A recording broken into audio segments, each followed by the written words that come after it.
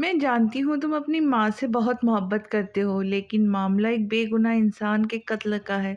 بخدا میں تمہارے ساتھ وفادار تھی، میرے دل میں تہران کے پاس واپس جانے کا خیال تک نہیں تھا۔ جب وہ واپس آیا تو میں بہت جذباتی ہو گئی تھی، مجھے کچھ سمجھ نہیں آ رہا تھا۔ اس کا مطلب یہ نہیں تھا کہ میں اس کے ساتھ ہر حد سے گزر جاؤں گی۔ خاموش ہو جاؤ پلیز، اس نے دونوں ہاتھ گلاس وال پر جماتے ہوئے سرخ پڑتی آنکھیں میچ لی، وہی باتیں دہرا کر اس کی اذیت اور کرب میں اضافہ کر رہی تھی۔ احتشام، تم مجھے سمجھتی کیا ہو؟ ایک کھلونا بن کر رہ گیا ہوں تمہارے ہاتھ کا۔ جب چاہتی ہو مجھ سے کھیلتی ہو، جب چاہتی ہو توڑ پھوڑ کر رکھ دیتی ہو، کبھی چھوڑ دیتی ہو، کبھی واپس آ جاتی ہو، کبھی شرطیں باندھنے لگ جاتی ہو۔ ایک بار، بس ایک بار میری کیفیت کا اندازہ کر کے تو دیکھو۔ ایک انسان جو تمہاری محبت میں پاگل ہے، کیا وہ اس رویے کا حقدار ہے؟ وہ پھٹ پڑا، شدت ضبط سے اس کی آنکھیں لہو رنگ ہو گئی۔ وہ ہراساں سی ہو کر اسے دیکھنے لگی۔ مجھے تمہاری کیفیت کا اندازہ ہے، مگر میں کیا کروں تہران؟ بس چپ، ایک الفاظ اور نہیں۔ اگر آئندہ تمہارے لبوں پر تہران پاشا کا ذکر آیا تو مجھ سے برا کوئی نہیں ہوگا۔ اس نے نفع و نقصان کی پرواہ کیے بغیر اسے بری طرح جھنجھوڑ ڈالا۔ وہ نیم جاں سی ہو کر رہ گئی۔ رہی بات تمہاری شرط کی، تو میں اس بارے میں پہلے پوری تحقیقات کروں گا۔ اگر ایسا ہے تو ایسا ہی صحیح۔ میرے بچے کو کوئی نقصان پہنچا تو اپنی خیر منا لینا۔ اس نے انگلی اٹھا کر باور کروایا۔ میں نیچے تمہارا ویٹ کر رہا ہوں، اپنا سامان سمیٹو اور فوراً آؤ، بے لچک انداز میں کہہ کے ان بلوری آنکھوں کو نظر انداز کرتا چلا گیا جن سے انہیں عشق تھی۔ بات تپانا پر آ گئی تھی۔ وہ مرد تھا، کب تک اس کی بے وفائی اور بدسلوکی برداشت کرتا؟ وہ بھی اپنی پر آ چکا تھا۔ فون بج بج کر خاموش ہو چکا تھا۔ وہ جانے کن خیالوں میں غرق تھا۔ اس کا بازو الف کے سر تلے تھا، انگلیاں اس کے ریشمی بالوں میں وقفے وقفے سے حرکت کر رہی تھی۔ اس نے ہاتھ بڑھا کر فون کی اسکرین پر باریچوں کا پیغام پڑھا اور اس کا سر تکیے پر رکھ کر فریش ہونے چلا گیا۔ وہ آفس کے لیے تیار ہو رہا تھا جب الف کی آنکھیں کھلی۔ تم کہاں جا رہے ہو؟ اس نے تحیر سے پوچھا۔ آفس، وہ مصروف انداز میں سرسری سا بولا۔ آج مت جاؤ نا؟ کیوں؟ وہ ناراضگی کا برملا اظہار کرتے اس کی پشت کو گھرتی ہوئی اس کی راہ میں حائل ہوئی۔ میرا دل چاہتا ہے میں اکیلے میں تمہارے ساتھ بہت سا وقت گزاروں۔ وہ بہت لاڑ سے فرمائش کر رہی تھی۔ تمہارے دل کے حساب سے نہیں چل سکتا میں، مجھے اور بھی بہت کام ہے۔ اس نے سنجیدگی سے جواب دیا اور کوٹ اٹھا کر پہننے لگا۔ اس کا لہجہ عام سا تھا، لیکن پھر بھی الف کو بہت برا لگا تھا۔ وہ خاموشی سے بیڈ روم سے نکل گیا۔ آفس میں سارا دن وہ اپنے جذبات اور کیفیت سے لڑتا رہا۔ اس کا دل یکسر اس کے دماغ کے خلاف جا رہا تھا۔ دونوں کے فیصلے متضاد تھے۔ جس نے اسے دوراہے پر لا کھڑا کیا تھا، دل الف کی محبت پر ایمان لے آیا تھا، دماغ انا قربان کرنے پہ راضی نہیں ہو رہا تھا، اسے دل سے بغاوت پر اکسا رہا تھا۔ باس، ہمیں تہران پاشا کے شوٹر کی لوکیشن مل گئی ہے، باریچو پرجوشی سے آگاہ کیا تھا۔ اس سے متعلقہ سب لوگوں کو اٹھا کر لے آؤ، ان کی طرف بہت سا حساب نکلتا ہے میرا۔ انہیں بھی تو پتہ چلے شجاعت عالمگیر کے پیاروں پر ہاتھ ڈالنے کا کیا انجام ہوتا ہے۔ اس کے لہجے سے گہری سنجیدگی چمک رہی تھی۔ آپ کب آئیں گے باس؟ اس وقت میں آفس میں مصروف ہوں، رات کو فرصت سے ملاقات ہوگی ان سب سے۔ اس نے گھڑی دیکھتے ہوئے کہا، رابطہ منقطع کر کے فون ٹیبل پر اچھال دیا۔ آج اس کا دل چاہ رہا تھا وہ دل نشیں اور اذان سے ملے، مگر مصروفیت کے باعث وہ وقت نہیں نکال سکا، نہ ہی کال کر سکا۔ نام کیا ہے تمہارا؟ اس نے سنجیدگی سے پوچھا اور بٹن کھول کر آستین کوہنیوں تک موڑنے لگا۔ ریانہ سعیدی۔ ریانہ سعیدی کی خوبصورت آنکھوں میں بہت سے آنسو اور خوف تھا۔ تو ریانہ سعیدی، میرے تم سے کچھ سوال ہے جن کا مجھے جواب چاہیے، اور صرف سچ سننا ہے مجھے۔ وہ کہتے ہوئے کرسی کھینچ کر بیٹھ گیا۔ دیکھو، مجھے جانے دو، تم جو چاہو گے تمہیں مل جائے گا، میرے ڈیڈ تمہیں سب کچھ دے دیں گے۔ تمہارے ڈیڈ میرا دوست واپس لا سکتے ہیں؟ شجاعت عالمگیر کی آنکھوں میں نمی در آئی۔ ریانا سیدی کا رنگ ایک دم فک ہو گیا، جیسے چوری پکڑی گئی ہو۔ جواب دو؟ وہ حلق کے بل چیخا تو اس نے تیزی سے نفی میں سر ہلایا تھا۔ تو اپنا منہ بند رکھو اور میرے سوالوں کا سچ سچ جواب دو۔ اس نے انگلی اٹھا کر آنکھیں دکھاتے ہوئے کہا، تہران پاشا کو جس نے قتل کیا وہ تمہارا آدمی تھا؟ ہاں۔ تمہیں تہران سے کیا مسئلہ تھا؟ مجھے اس اس سے کوئی مسئلہ نہیں تھا۔ تو پھر کیوں مارا اسے؟ وہ حلق کے بل چیخا۔ سفینہ خانم چاہتی تھی کہ زلف نوروز اور تہران دونوں مر جائے۔ ہم نے دونوں کے قتل کا منصوبہ بنایا تھا، مگر عین وقت پر ڈی این اے رپورٹس پازیٹیو آ گئی۔ تب تک وہ لوگ تہران پاشا کو قتل کر چکے تھے۔ اور پھر؟ اس نے اذیت سے پوچھا۔ پھر ہم نے کال کر کے زلف نوروز کو بچا لیا اور ڈی پیلس واپس بلا لیا۔ وہ روتے ہوئے بتا رہی تھی۔ شجاعت عالمگیر تیزی سے پیر ہلاتے ہوئے ضبط کر رہا تھا۔ اس کا دل چاہ رہا تھا سامنے بیٹھی لڑکی کو اپنی گن کی گولیوں سے چھلنی کر دے۔ پلیز مجھے جانے دو۔ ریانا سیدی گڑ گڑانے لگی تھی۔ باعزت طریقے سے جانے دیں گے، وہ سنجیدگی سے کہتا کرسی چھوڑ کر اٹھا۔ چھوڑ دو اسے باریچو۔ باس مگر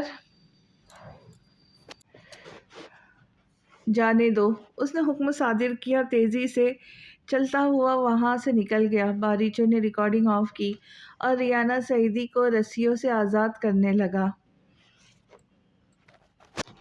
سفینہ خانم کے قاتل ہونے کے انکشاف نے اس کی زندگی بدل کر رکھ دی۔ جیسے جیسے دعوت تحقیقاتی معاملات اسے شیئر کرتا جا رہا تھا، وہ برزخ میں اترتا جا رہا تھا۔ اس کی ماں ایک بے گناہ کے قتل میں ملوث تھی، وہ بھی ایک ایسے شخص کے قتل میں جو کہ پہلے سے بیمار تھا، زندگی اور موت کے دہانے پر کھڑا تھا۔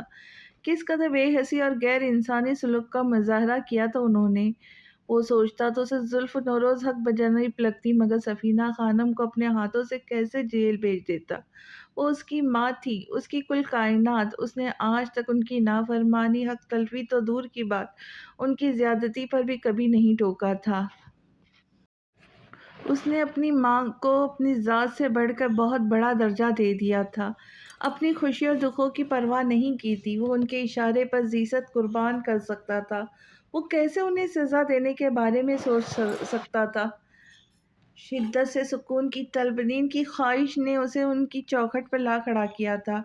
جب سے تہران پاشا کی موت ہوئی تھی، وہ کسی چور کی طرح اس سے چھپتی پھرتی تھی، خود سے اسے مخاطب کرنے سے گریز کرتی تھی، جس کی وجہ آج وہ جان گیا تھا۔ سفینہ خانم آج اسے اپنے کمرے کی چوکھٹ پر دیکھ کر دہل گئی۔ اس کے تیوروں سے کوئی خوش آئندہ بات اخذ نہیں کر جا سکتی تھی، کسی خوفناک عمل و رویے کی وہ خود میں ہمت کہاں سے لائیں گی۔ وہ سرخ آنکھیں لیے چلتا ہوا ان کی گود میں سر رکھ کر لیٹ گیا اور ان کا ہاتھ اٹھا کر آنکھوں پر رکھ لیا۔ وہ ماں کی جھکی نگاہیں برداشت نہیں کر سکتا تھا۔ آپ نے ایسا کیوں کیا مام؟ خاموشی کے پردے کو چیرتی ہوئی اس کی نم آواز سفینہ خانم کے سماعتوں سے ٹکرائی۔ وہ تڑپ کے اپنے جند جان فرزند کو دیکھنے لگی۔ ان میں شاید ہمت باقی نہیں رہی تھی۔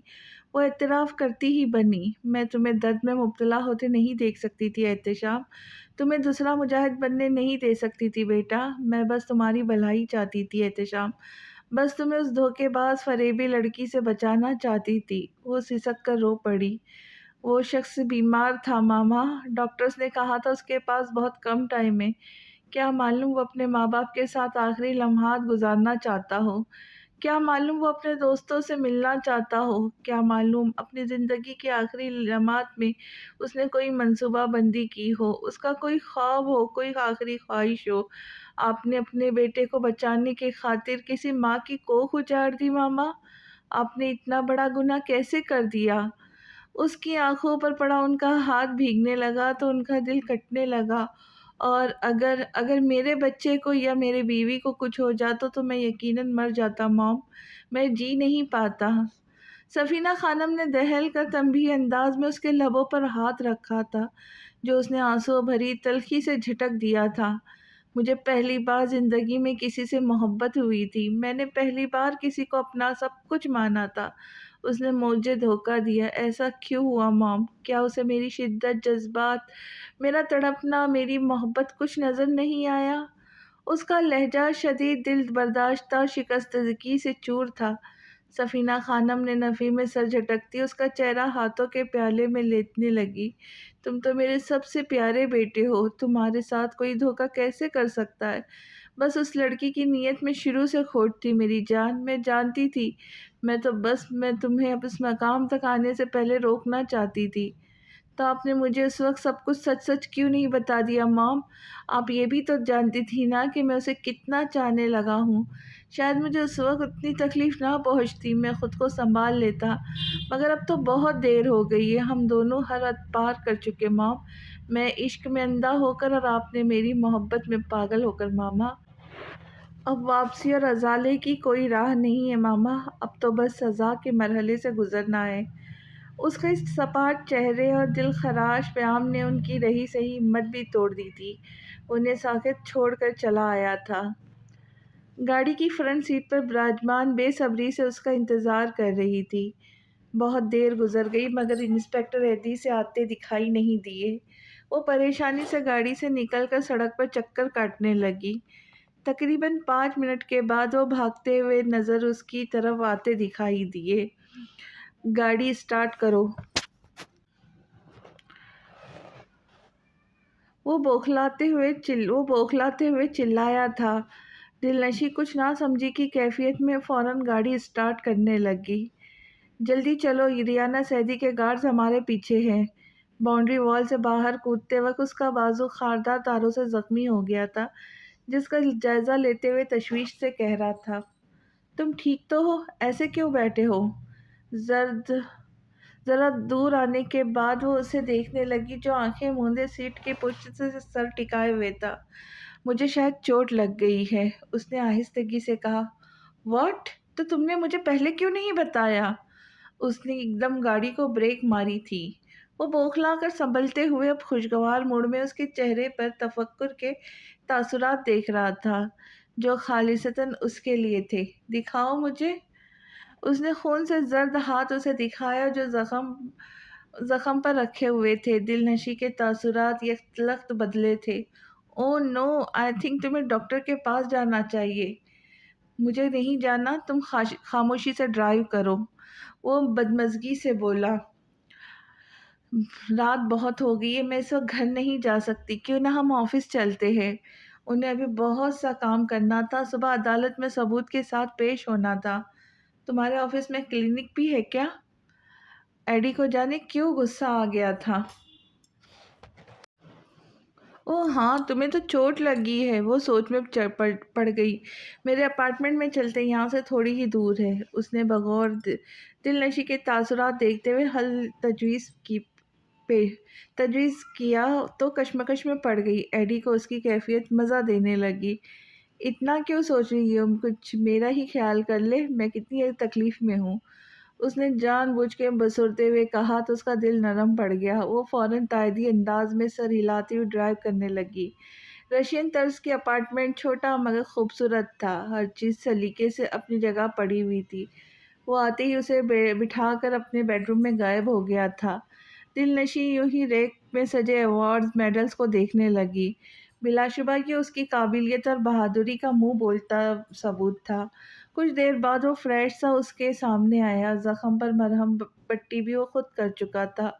اس نے ستائشی نگاہ سے نوازا تو دل ہی دل میں محفوظ ہوا تھا۔ سلیولیس سیاہ ڈھیلی ڈھالی شرٹ جینس میں ملبوس، وہ پورے قد کے ساتھ اس کے سامنے تھا۔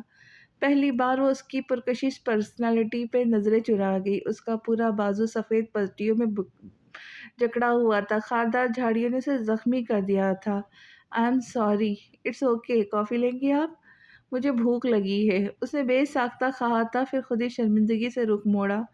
مجھے کھانا بنانا نہیں آتا، اگر آپ چاہیں تو میں آرڈر کر سکتا ہوں آپ کے لیے۔ وہ شرمندہ ہوئے بغیر بولا، رہنے دو، بس میں ایک کپ کافی پلا دو۔ وہ صوفے پہ براجمان ہو گئی، 2 راتوں کی جاگی ہوئی تھی، ثبوتوں کے پیچھے بھاگ دوڑ کر رہی تھی۔ ایڈی کی خوش قسمتی تھی کہ اسے دلنشیں کے قریب رہنے کا موقع مل گیا تھا۔ وہ کافی بنا کر لایا تو دلنشیں صوفے پر ہی سستا رہی تھی۔ اسے ابھی دیر ہی کتنی ہوئی تھی۔ ایڈی کو اس کی معصومیت بھری نیند پر پیار آ گیا۔ اس نے ہولے سے دونوں کپ ٹیبل پہ رکھ کے سامنے بیٹھ گیا۔ اس کی بادامی بالوں کی لٹیں لبوں کو چھو رہی تھی۔ اس نے بے قابو ہوتے دل کو روکا تھا، اس کی طرف جھک کر چہرے پہ پھونک ماری تو اس نے کسمسا کر آنکھیں کھولی تھی۔ اسے اتنا قریب پا کر دلنشیں کی نیندیں کوسوں دور بھاگ گئی۔ اسے دور ڈھکیل کر ایک دم اٹھی۔ کیا کر رہے تھے تم میرے ساتھ؟ توازن بگڑنے سے اس کا ہاتھ بھاپ اڑاتے کپوں سے ٹکرا گیا۔ اس عمل سے ایڈی کی کشادہ پیشانی پر کئی شکنیں نمودار ہوئی۔ لمحہ بھر کے لیے وہ خود بھی ڈر گئی تھی۔ کیا مطلب؟ کیا کر رہا تھا؟ حد ہوتی ہے، کیا کر سکتا ہوں میں آپ کے ساتھ، بتائیں مجھے۔ بے ساختگی سے اس نے خود بھی خجل کروا دیا تھا۔ وہ اسے گھوری سے نوازتا ہاتھ جھٹکتے ہوئے روم سے آئنمنٹ اٹھا لایا۔ آئی ایم سوری، میں سمجھی کہ تم۔ وہ ہاتھ روک کر اسے دیکھنے لگا۔ کہ تم کیا؟ اس نے ادھوری بات دہرائی۔ سوری، اس نے دھیمے سے کہا اور آئنمنٹ اس کے ہاتھ سے لے کر لگانے لگی۔ اپنے دماغ سے یہ خناس نکال دے، میں کوئی روڈ سائڈ رومیو یا سڑک چھاپ آوارہ نہیں ہوں۔ اگر آپ کا ساتھ دینے کا حامی بھریے تو اس کا مطلب یہ نہیں کہ میں آپ کے ساتھ کوئی اوچھی حرکت کروں گا، اس نے کاٹ ڈال لہجے میں کہتے ہوئے بے نقط سنا ڈالی۔ اس کی آنسوؤں سے جھلمل کرتی آنکھیں ایڈی پر سکتہ طاری کر گئی۔ آنکھیں ہمیشہ سچائیاں بیان کرتی ہیں، تمہیں کیوں سچ نظر نہیں آتا؟ تم تو ماہر ہو نا سچ اور جھوٹ کا فرق کرنے میں۔ پھر بوجھل سا لہجہ اس کی دھڑکنیں منتشر کر گیا۔ اس میں اتنی ہمت باقی نہیں رہی کہ وہ کچھ کہہ سکے۔ دلنشیں نے اسے دیکھا۔ ان شفاف کانچ میں چمکتا اپنا ہی چہرہ نظر آیا۔ ان آنکھوں میں صرف وہ ایک پل کو دیکھ سکی، اس کی پرکشش آنکھوں میں جہاں بھر کی خوبصورتی سمٹ آئی تھی۔ میرے جذباتوں کو اتنا غلط مت سمجھو، میرے جذبات بہت پاکیزہ اور معصوم ہیں، بالکل تمہاری طرح۔ محبت کی چاشنی میں وارفتہ لہجہ اسے سحر میں جکڑ رہا تھا۔ وہ فوراً ہی نگاہیں چرا گئی۔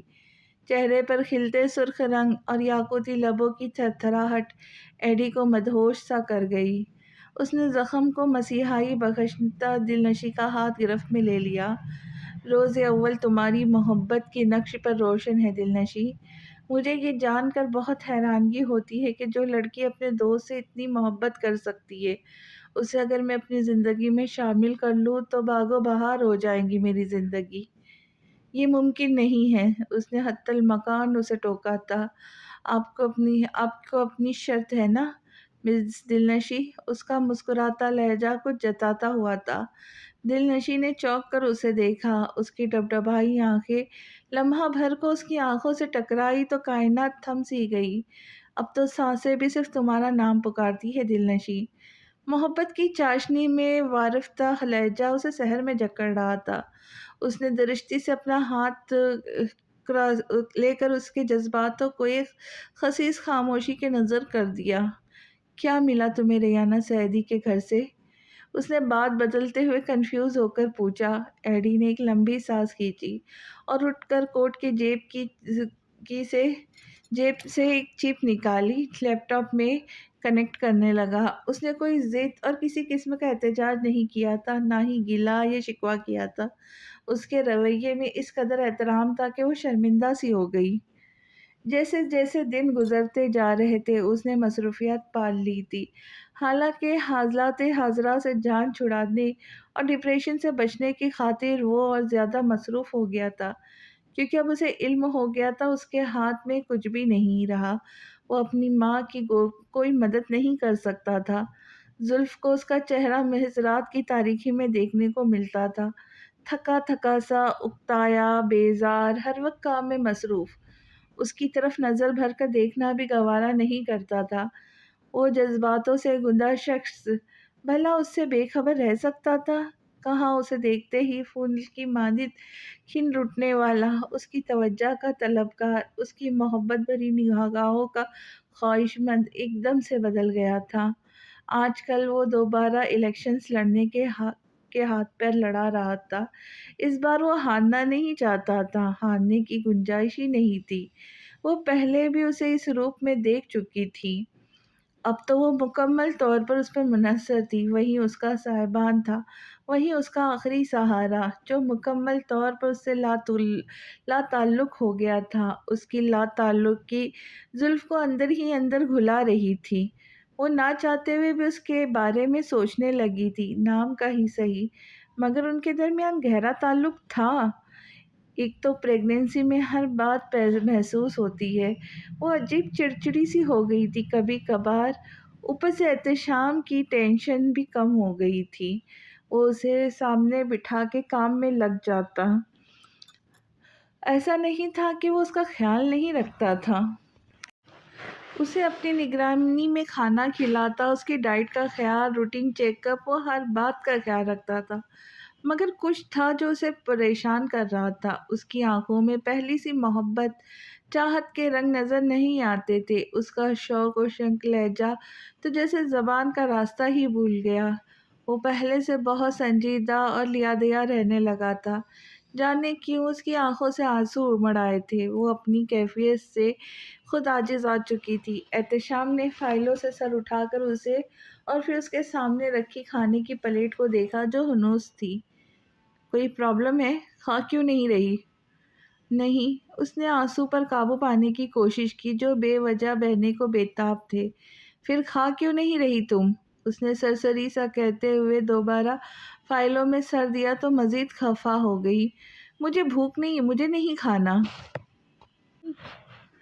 उसने कुर्सी छोड़कर उठना चाहा तो एहतशाम ने सरअत से उसका बाजू जकड़ कर दोबारा बिठाया था। खाना खाए बगैर तो तुम्हें कहीं नहीं जा रही। चलो जल्दी ख़त्म करो। उसका अंदाज़ बारवाब और बलचक था। मगर वो चाह और नरमी ढूँढने से भी नहीं मिली थी जिसे ज़ुल्फ़ नौरोज़ ने अपने हाथों से गँवाया था। पछता रही थी। अपनी कैफ़ियत बयान करने से भी कासिर थी। तुम बहुत बदल गए, पहले जैसे नहीं रहे अब। बाला आखिर आंसू बगावत कर गए। वो नाराज़गी का बिरमला इज़हार करती उसके पास से हट गई। वो सोच भी नहीं सकता था उसका बदलता रवैया इस बार इतना महसूस करेंगी कि शिकवा करते हुए रो पड़ेंगी। कुछ देर तो वो कुछ कहने के काबिल नहीं रहा। फिर बेदिली से फाइलें बंद करके सिगरेट सुलगा ली थी। कितनी अजीब बात है, धोखा तुमने मुझे दिया, मेरे जज़्बातों का मज़ाक बना डाला, मुझे बुरा इंसान बनने पे मजबूर कर दिया। मैं खुद से नज़रें मिलाने के काबिल नहीं रहा। जब जब सोचता हूँ कि मैं तुम जैसी लड़की के लिए दीवाना था, अब मैं खुद को बदल रहा हूँ, तो तुम मुझे खुद को बदलने भी देना नहीं चाहती। कितनी खुदगर्ज़ हो तुम। वो गहरा कश लगाकर धुआँ हवा के सुबुत करते हुए उसकी पुश्त को घूरने लगा। उसका नर्म और जज़्बात से आरी लहज़ा कहीं से भी ये साबित नहीं करता था कि वो उसके लिए दीवाना भी था कभी। ज़ुल्फ़ ने ज़ख्मी निगाहों से उसे देखा था। उसके चेहरे के उतार-चढ़ाव से कुछ भी अंदाज़ा न लगा सकी। कुछ तो वो ज़बाना साज़ी से बेनियाज़ थी, कुछ एहतशाम बंद किताब की मानिंद था। इतना मुश्किल शख़्स था, उसके चेहरे से कुछ भी अंदाज़ा लगाना बहुत मुश्किल था जब तक वो खुद न अपनी परेशानी ज़ाहिर करता और खुद से भी कुछ नहीं कहता था। उसने एहतशाम को अब नोट्स लेना शुरू किया था। सबसे पहले वो खुद को गुनहगार पाती थी। इंतहाई मोहब्बत लुटाने और नरमी बरतने वाला शख्स इस किस्म के जुनूनी रवैये का मर्तकब हो रहा था। क्यों? उसके धोखे की वजह से, उसकी बांधी गई शर्तों की वजह से। वो भी इंसान था। उसने तो सफ़ीना खानम को सज़ा दिलवाने की शर्त रख कर उसे दर्द के समंदर में ढकेल दिया और खुद लौट आई थी। अब पहले सा एहतशाम उसे मिलता ये मुमकिन ही ना था। मैंने तुम्हें अपनी हर सांस के साथ महसूस किया है। तुम्हारे लिए अपना हर जज़्बा वक़्फ़ कर दिया था मैंने। उसकी आवाज़ बहुत धीमी थी। सोच भी नहीं सकता था तुम मुझे धोखा दोगी। उसने दुखी साँस खींचकर कँपकँपाते लबों से कहा, तुमने तो मुझे ज़ख्म-ज़ख्म कर दिया, ज़र्रा-ज़र्रा कर दिया मेरे वजूद को। अब दोबारा मुझ में हिम्मत नहीं है कि खुद को समेट कर तुम तक आऊँ और तुम फिर से मेरी ज़ात को टुकड़ों में बिखेर दो। वो मुजरिम सी बनी रही, मु रुख मोड़े खामोशी से आंसू बहा रही थी। वो सिगरेट एश ट्रे में मसल कर उसके करीब आया था। तुम खाना खा लो, फिर मुझे जाना है। मुझे आज रात कुछ मसरूफ़ियात है। उसका लहजा मुल्तजी और धीमा था। اس نے طیارانہ انداز میں بغور اس کی سرخ آنکھوں کو دیکھا جو رت جگہ کی چگلی کھا رہی تھی۔ وہ اب پھر سے جانے کی بات کر رہا تھا۔ زلف اسے روکنا چاہتی تھی مگر کس حق سے روکتی، وہ سارے حق گنوا چکی تھی۔ میرا سچ میں دل نہیں چاہ رہا احتشام، ڈونٹ فورس می، اس نے کہا اور پلٹ کر بے دلی سے وال کی پاس جگمگاتی روشنیوں کو دیکھنے لگی۔ طبیعت ٹھیک ہے تمہاری؟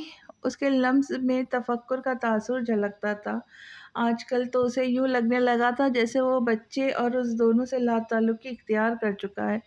کھانا نہیں کھاؤں گی تو بچے کی صحت پر اثرات مرتب ہوں گے۔ فضولات مت سوچا کرو اور خوش رہا کرو۔ تمہیں پرواہ ہے بچے کی؟ اس کے طنز پر وہ جل کر خاکستر ہو گیا۔ تم کون ہوتی ہو مجھ سے یہ کہنے والی؟ وہی جو اس بچے کو مارنے کے لیے ہر ممکن کوشش کر رہی ہے، صرف مجھے تکلیف پہنچانے کی خاطر۔ تمہیں تو خود اپنے اندر پلتی جان کا احساس نہیں ہے، مگر مجھے یہ بچہ اپنی جان سے بڑھ کر پیارا ہے۔ وہ نہیں جانتی تھی چیک اپ کے دوران وہ کتنی دیر تک بچے کی دھڑکن سنتا رہتا تھا، اسے کتنا سکون ملا تھا۔ وہ دونوں دل بن کر اس کی آتی جاتی سانسوں میں روا رہتے تھے۔ میں تمہیں کیوں تکلیف پہنچانا چاہوں گی احتشام؟ اس کا لہجہ سلگ گیا۔ کیونکہ میں تمہارے اس تہران پاشا کا قاتل جو ہوں، ایسا تم سمجھتی ہو؟ نہیں تم نہیں، البتہ تمہاری ماں کو ضرور قاتل سمجھتی ہوں اور مانتی بھی ہوں، کیونکہ یہی سچ ہے، وہ قاتل ہے تہران کی۔ وہ دو بدو غصے سے بولی۔ نام مت لو اس تہران پاشا کا میرے سامنے۔ ایک بار پھر اس کے رگوں پہ غصے کی شدید لہر دوڑ گئی۔ تم نفرت کرتے ہو تہران سے؟ میں اس سے نفرت نہیں کرتا، تم ہمارے بیچ بار بار اس کا تذکرہ کر کے مجھے اسے نفرت کرنے پہ مجبور کر دیتی ہو۔ اس کی جھنجھلاہٹ سوا نیزے پر تھی۔ وہ ہمیشہ سے ہمارے بیچ تھا احتشام، وہ تو کہیں گیا ہی نہیں۔ وہ ضدی تکرار کیے جا رہی تھی۔ احتشام اچھا خاصا زچ ہو چکا تھا۔ مجھے اس سے فضول بحث میں نہیں پڑنا، تم میرے دل سے اسے نکال نہیں سکتے۔ تم مجھے کچھ وقت دو تاکہ میں اس فیض سے نکل سکوں، کیونکہ میں خود بھی تھک گئی ہوں۔ احتشام پلیز مجھے سمجھو، مجھے وقت دو۔ تمہیں وقت نہیں چاہیے، تمہیں میری جان چاہیے۔ جس دن چلی جائیں گی اس دن تمہیں سکون ملے گا، کیونکہ میں ایک ایسا شخص ہوں جو تمہارے اور تمہارے عاشق کے درمیان دیوار کی طرح حائل تھا۔ وہ تو قسمت نے تہران کو موقع نہیں دیا، مگر تم دونوں نے مل کر میرا خوب تماشا بنایا۔ پھر موت میں بھی یقیناً تم دونوں حصے دار ہوتے۔ کیا یہ اچھا ہوتا کہ ایسا ہو جاتا اور میں ہمیشہ ہمیشہ کے لیے رخصت ہو جاتا دنیا سے؟ کم از کم اپنی محبت کا اتنا گھناؤنا روپ دیکھنے کو نہ ملتا۔ وہ اس برزخ میں اتر کر نشتر چبھونے کے غصے سے کمرے سے نکل گئے۔ وہ تکلیف اور طور پر اذیت و کرب سے مرے مرے قدموں سے چلتی بیڈ پر گر سی گئی۔ ڈائننگ ٹیبل پر بھی وہ گمسم اور اداس تھا۔ رات دیر تک اسٹڈی میں فائلوں کے ساتھ مصروف رہا، پھر کمرے میں آ کے سگریٹ سلگا لی۔ بے چینی سی ہو رہی تھی، اس کی وجہ سے الف کی نیند کھل گئی۔ کیا پرابلم ہے شجاع، کوئی ٹینشن ہے؟ وہ پریشانی سے گویا ہوئی تھی۔ نہیں تم سو جاؤ، اس نے کہا۔ ایسا کیسے ممکن تھا وہ اسے ٹینشن میں چھوڑ کر سو جاتی؟ وہ کمفرٹر ہٹاتی ہوئی اس کے پاس آ گئی، انگلیوں میں دبا سگریٹ پکڑ کر ایش ٹرے میں مسل دیا۔ کوئی پرابلم تو ضرور ہے جو تم مجھے بتانا نہیں چاہ رہے؟ شجاع نے اس کی تفکر سے لبریز آنکھوں میں ایک لمحے کے لیے دیکھا اور آہستگی سے بولا۔ فہیم مرزا کی بیوی اور ماڈل ریانا سیدھی دونوں نے مل کر تہران کو قتل کیا ہے۔ الف ششدر رہ گئی۔ انہیں بھائی سے کیا پرابلم تھی؟ بے یقینی سے آنسو ٹوٹ کر گالوں پر پھسلنے لگے۔ انہیں تہران اور زلف کی سابقہ زندگی اور حالیہ ملاقاتوں کی ویڈیو کی وجہ سے سب کچھ پتہ چل گیا تھا، اس لیے ان کا منصوبہ دونوں کو مارنے کا تھا۔ لیکن زلف نوروز پریگننٹ تھی، اس لیے وہ بچ گئی۔ اس نے بے ساختہ لبوں پہ ہاتھ رکھا۔ اسے زلف نوروز پر رحم آنے لگا، جس نے ساری زندگی دکھ جھیلے تھے۔ جانے خدا نے اس کے مقدر میں کیا لکھا تھا۔ تم نے کیا کیا؟ الف کو بہت دیر بعد خیال آیا تو حیران ہو کر پوچھا۔ کچھ نہیں، میں نے بیان ریکارڈ کروا کے اسے چھوڑ دیا۔ البتہ اس کے حکم پر شوٹ کرنے والے قاتل ابھی بھی میرے قبضے میں ہیں۔ تم کچھ نہیں کرو گے شجاع؟ وہ لوگ بہت خطرناک ہے، میں بھائی کے بعد تمہیں نہیں کھو سکتی۔ تم پلیز انہیں پولیس کے حوالے کر دو۔ لیٹ دیم ہینڈل، پلیز شجاع۔ وہ گریہ وزاری میں ملتجی ہو کر کہنے لگی تو شجاع نے سرخ آنکھوں سے میکانکی انداز میں سر اثبات میں ہلا دیا۔ اس نے سر اس کے سینے پہ رکھ کر آنکھیں موند لی۔ تم محسن انکل اور ان کے بیٹے امن سے واقف ہو؟ محسن انکل نے امن مرزا کا پرپوزل بھیجا ہے تمہارے لیے، کیسے لگتا ہے وہ تمہیں؟ وہ روبرو اس کے بیٹھا تھا۔ مام نے بتایا تھا مجھے۔ پھر کہ بھائی آپ جو آپ چاہے، میرے لیے کیا بہتر ہے کیا نہیں، یہ آپ سے بہتر فیصلہ کون کر سکتا ہے؟ میں امن کو زیادہ نہیں جانتا، مگر جس طرح وہ تمہارے پرپوزل پر زور دے رہا تھا مجھے یقین ہے وہ تمہیں پسند کرتا ہے، امید ہے تمہیں خوش رکھے گا۔ اگر آپ کو یقین ہے تو مجھے بھی یقین ہے۔ اس نے آمدگی سے سر ہلایا۔ خوش رہو، میں ماما سے بات کرتا ہوں۔ دیکھو ایزل، میں چاہتا ہوں سادگی سے تمہارا نکاح جتنی جلدی ہو جائے اتنا ہی اچھا ہے۔ وہ ماما کی گرفتاری سے پہلے اسے رخصت کر دینا چاہتا تھا۔ امن نے اسے یقین دلایا تھا وہ اسے لے کر پیرس شفٹ ہو جائے گا۔ احتشام بھی چاہتا تھا کہ وہ یہاں سے چلی جائے، کم از کم اپنی نئی زندگی شروعات خوشحال اور خوش کن ماحول میں کرے۔ مگر اتنی جلدی بھی کیا ہے؟ اس نے اعتراض کیا۔ جلدی امن مرزا کو ہے، وہ تو نکاح والی رات ہی پیرس کی فلائٹ بک کروا چکا ہے۔ اس نے ہنستے ہوئے کہا۔ بھائی، ایزل لب بھیج کے منہ بسورتی ہوئی بولی تو وہ کندھے اچکا کر مزے سے ناشتہ کرنے لگا۔ کورٹ کی اگلی پیشی پر ڈاکٹر زمارہ کی گواہی نے اسے خوشگوار حیرت میں مبتلا کر دیا تھا، جس کے بعد ان کی پوزیشن اور مضبوط ہو گئی تھی۔ پولیس کو کمال حسن کے خلاف مزید ثبوت ملے تھے۔ اس کے خلاف امان احسان کے قتل ملوث ہونے کے ثبوت بھی سامنے آئے تھے۔ فی الفور فرات مرزا کے وکیل نے اپنی ذہانت کا مظاہرہ کر دیا تھا۔ وہ اس کیس کا سارا بوجھ وکیل کے کندھوں پر ڈال کر آج کل باپ کی شادی کے لیے راضی کرنے کی کوششوں میں تھا، جو کہ گھر کے کھینچے اور تناؤ زدہ ماحول کے باعث مان کر بھی مان نہیں رہے تھے۔ انہیں وقت درکار تھا۔ احتشام طبقہ گیا تو پھر 2 دن بعد ہی پیلس واپس لوٹا تھا۔ جیسے جیسے پولیس کو سفینہ خانم کے خلاف ثبوت مل رہے تھے اس کی تکلیف دو چند ہوئے جا رہی تھی۔ وہ کیسے برداشت کرے گا اپنی ماں کو سلاخے کے پیچھے؟ زلف کو اس نے وقت دے دیا تھا، یا یوں کہنا بہتر ہوگا کہ اس کو اس کے حال پہ چھوڑ دیا تھا۔ اس کے انداز سے عجیب غیر معمولی پن کا احساس شدت اختیار کرتا جا رہا تھا، جس سے اب زلف خوفزدہ ہو جاتی تھی۔ وہ اس کے ساتھ کیا کرے گا؟ جو بھی تھا وہ حق رکھتا تھا، اس کا جو بھی فیصلہ ہوتا اسے ماننا ہی تھا۔ بہرحال کوئی چارہ بھی نہیں تھا اس کے پاس۔ وہ کتنے مشکل وقت سے گزر رہا تھا، اس وقت اسے اندازہ تھا۔ وہ اس کے ساتھ رہنا چاہتی تھی، اس کا درد بانٹنا چاہتی تھی، مگر احتشام اس سے دور ہو گیا تھا۔ وہ تو شاید خود سے بھی دور چلا گیا۔ جیسے جیسے اس کی ڈیلیوری کا وقت قریب آتا جا رہا تھا وہ بہت کمزور ہوتی جا رہی تھی۔ کھانے کے پینے کے معاملے میں ٹال مٹول سے کام لینا اس کی عادت بنتی جا رہی تھی۔ آج اسے چیک اپ کے لیے ڈاکٹر کے پاس آنا تھا۔ احتشام شاید اپنی بزی شیڈول سے وقت نکال کر صرف اسی لیے آیا تھا، ورنہ وہ نرس کے سہارے تھی۔ اسے ان لمحات میں اس شخص کی کتنی اشد ضرورت تھی وہ کچھ سمجھ نہیں سکتا تھا۔ اس کی لاپرواہی پر گائناکولوجسٹ نے اسے بے نقط سنائی تھی، وہ چپ چاپ سنتی رہی تھی۔ احتشام کے آگ برساتے چہرے کو تو دیکھنا محال تھا۔ وہ بہت ریش ڈرائیونگ کرتے ہوئے وہ شہر سے نکلا تھا اور سڑک پر ایک طرف گاڑی روک کر اس نے جارحانہ انداز میں اس کی نازک کلائی پر گرفت سے اس کے باہر گھسیٹ لیا۔ وہ حیرت سے دوچند تھی، اسے ایسی وحشت کے ظہور کا تصور بھی نہیں رکھتی تھی۔ کیا چاہتی ہو تم؟ کیوں اس بچے کے پیچھے پڑ گئی ہو؟ مجھے تعجب ہوتا ہے کہ تمہیں اس بچے سے محبت ہے بھی کہ نہیں۔ کیسی ماں بننے جا رہی ہو تم؟ تمہیں ذرا سا بھی اپنے بچے کا خیال نہیں ہے؟ محبت تو بہت دور کی بات ہے۔ احتشام، اس نے تنبیہ انداز سے سختی سے اسے ٹوکتے ہوئے کہا۔ وہ پہلے بھی ایک بار اسے طعنہ دے چکا تھا، اور کتنا ستاؤں گی مجھے؟ اس نے 2 سخت ہاتھ اس کے کانوں پر جماتے ہوئے سرخ پڑتی آنکھیں اس پر گاڑ کے وحشت زدہ لہجے میں پوچھا تو وہ ہراساں سی ہو گئی۔ دن بدن اس کی جنونی کیفیت سے خوف زدہ ہوتی جا رہی تھی۔ تمہیں کس بات کی ٹینشن ہے؟ کس بات کا خوف ہے؟ کیوں فرسٹریٹ ہو؟ بچے کی صحت پر بھی تمہارے ان رویوں کا اثر پڑتا ہے۔ میں تمہیں کتنی بار سمجھا چکا ہوں، تم کیوں سیریس نہیں اس بات کو لے کر؟ وہ بھڑک کر بولا۔ اس کی گرفت اتنی سخت نہ تھی جتنا کہ لہجہ۔ ان بلوری آنکھوں میں موتی ٹمٹمانے لگے تو خود کو بے بس محسوس کرنے لگا۔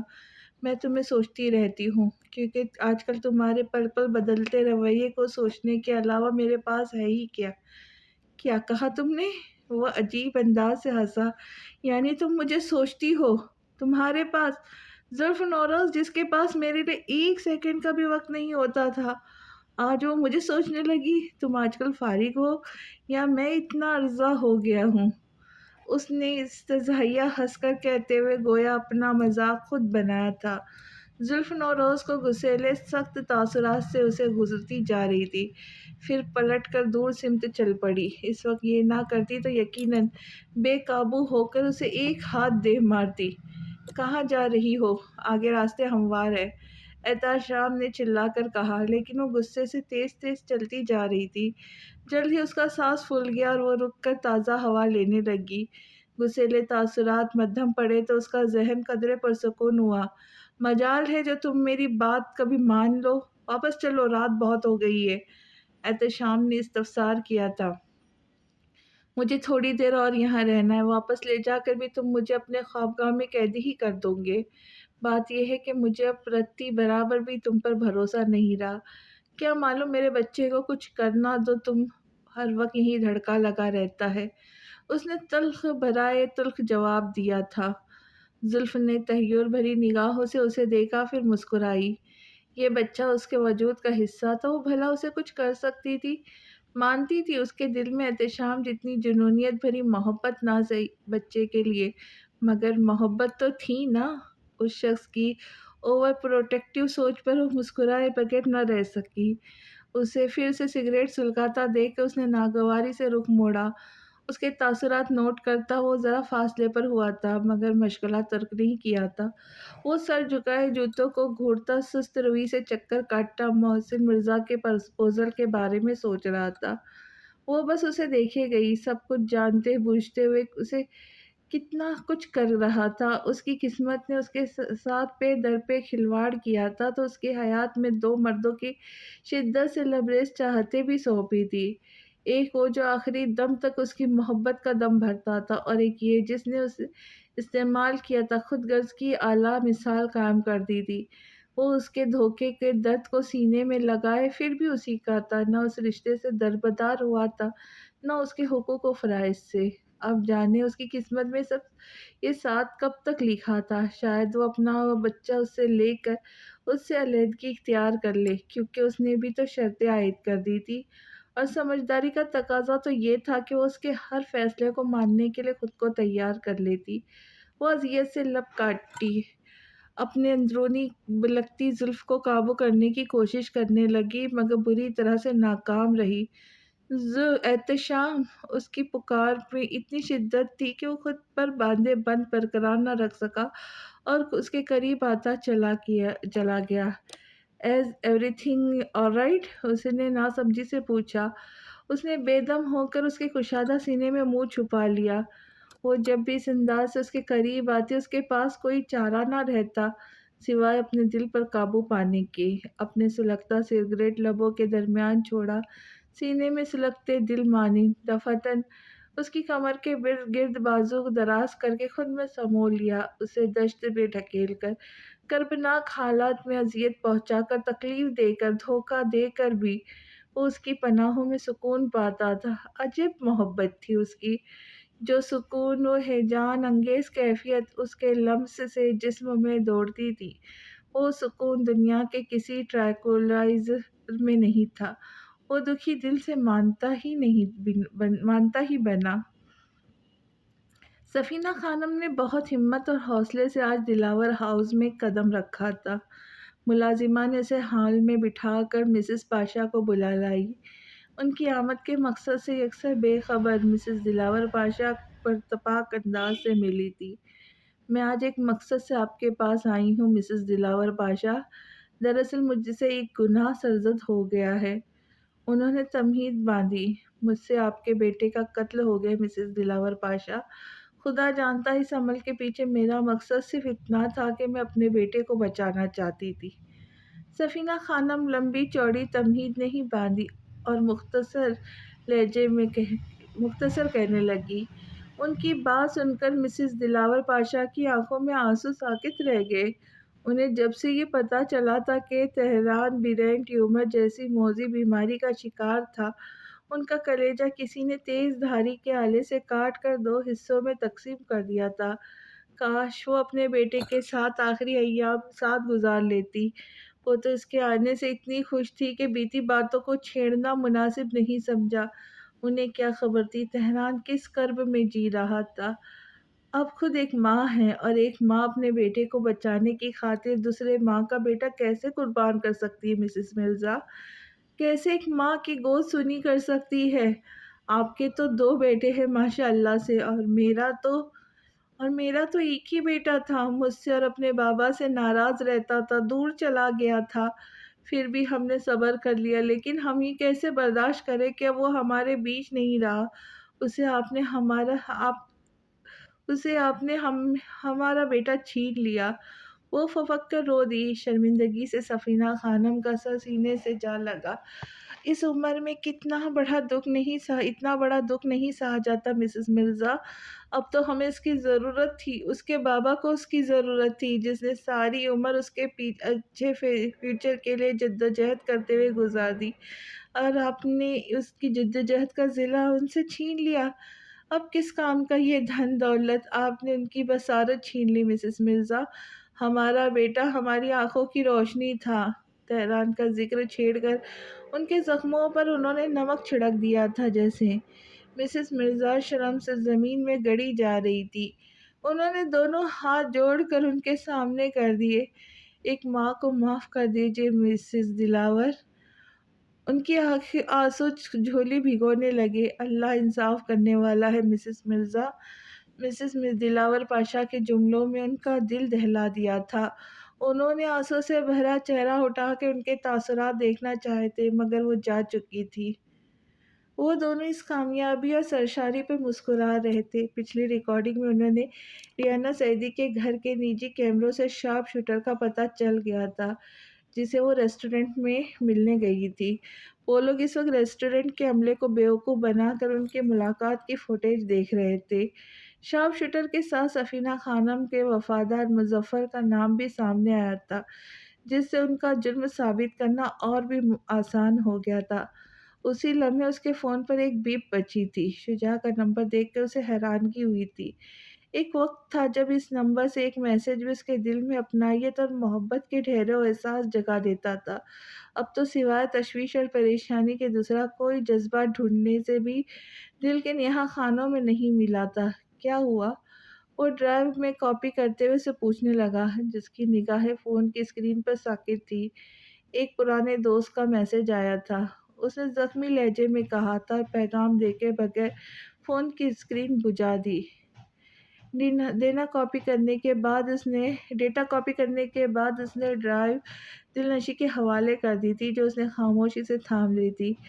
ایڈی کو عجیب سا لگا۔ اس کے مطابق تو خوشی خوشی جھومتی ہوئی نظر آنی چاہیے تھی، بالآخر ان کا مقصد پورا ہوا تھا آج۔ ایڈی کا دل اداس ہونے لگا تھا۔ اب ان کے درمیان لمبی بحث، طویل سفر، ڈسکشن، لیٹ نائٹ کا کافی، سب کچھ ایک یاد بن کر رہ جانے والا تھا۔ تاہم وہ بہت جلد اسے اپنا بنا لے گا۔ اس نے بے قرار دل کو سمجھاتے ہوئے تسلی دی تھی۔ اب خوش نظر نہیں آ رہی مس وکیل؟ ایسی بات نہیں ہے، آپ کا بہت شکریہ، آپ نے میرا بہت ساتھ دیا۔ اس نے تاثرات سمیٹ کر کہا تھا، آپ کا شکریہ میرے کسی کام کا نہیں۔ کیا مطلب؟ مطلب یہ کہ آپ کو اپنی شرط یاد ہے نا؟ وہ سیٹ بیلٹ ہٹا کر باقاعدگی سے اس کی سمت مڑا اور بغور اس کے ہر نقش کو ازبر کرنے لگا۔ مجھے ایسا کچھ یاد نہیں، وہ گڑبڑا کر کہتی جانے کو پرتوڑ رہی تھی کہ ایڈی نے اسے تھام لیا۔ بے ایمانی نہیں کرنے دوں گا میں آپ کو۔ آپ جیسے وکیلوں کو ہینڈل کرنا بہت اچھے سے آتا ہے مجھے۔ اس کی دھیمی گمبھیر لہجے میں کی جانے والی گفتگو نے اس کے حواس بھٹکا دیے تھے۔ آپ مجھے دھمکی دے رہے ہیں؟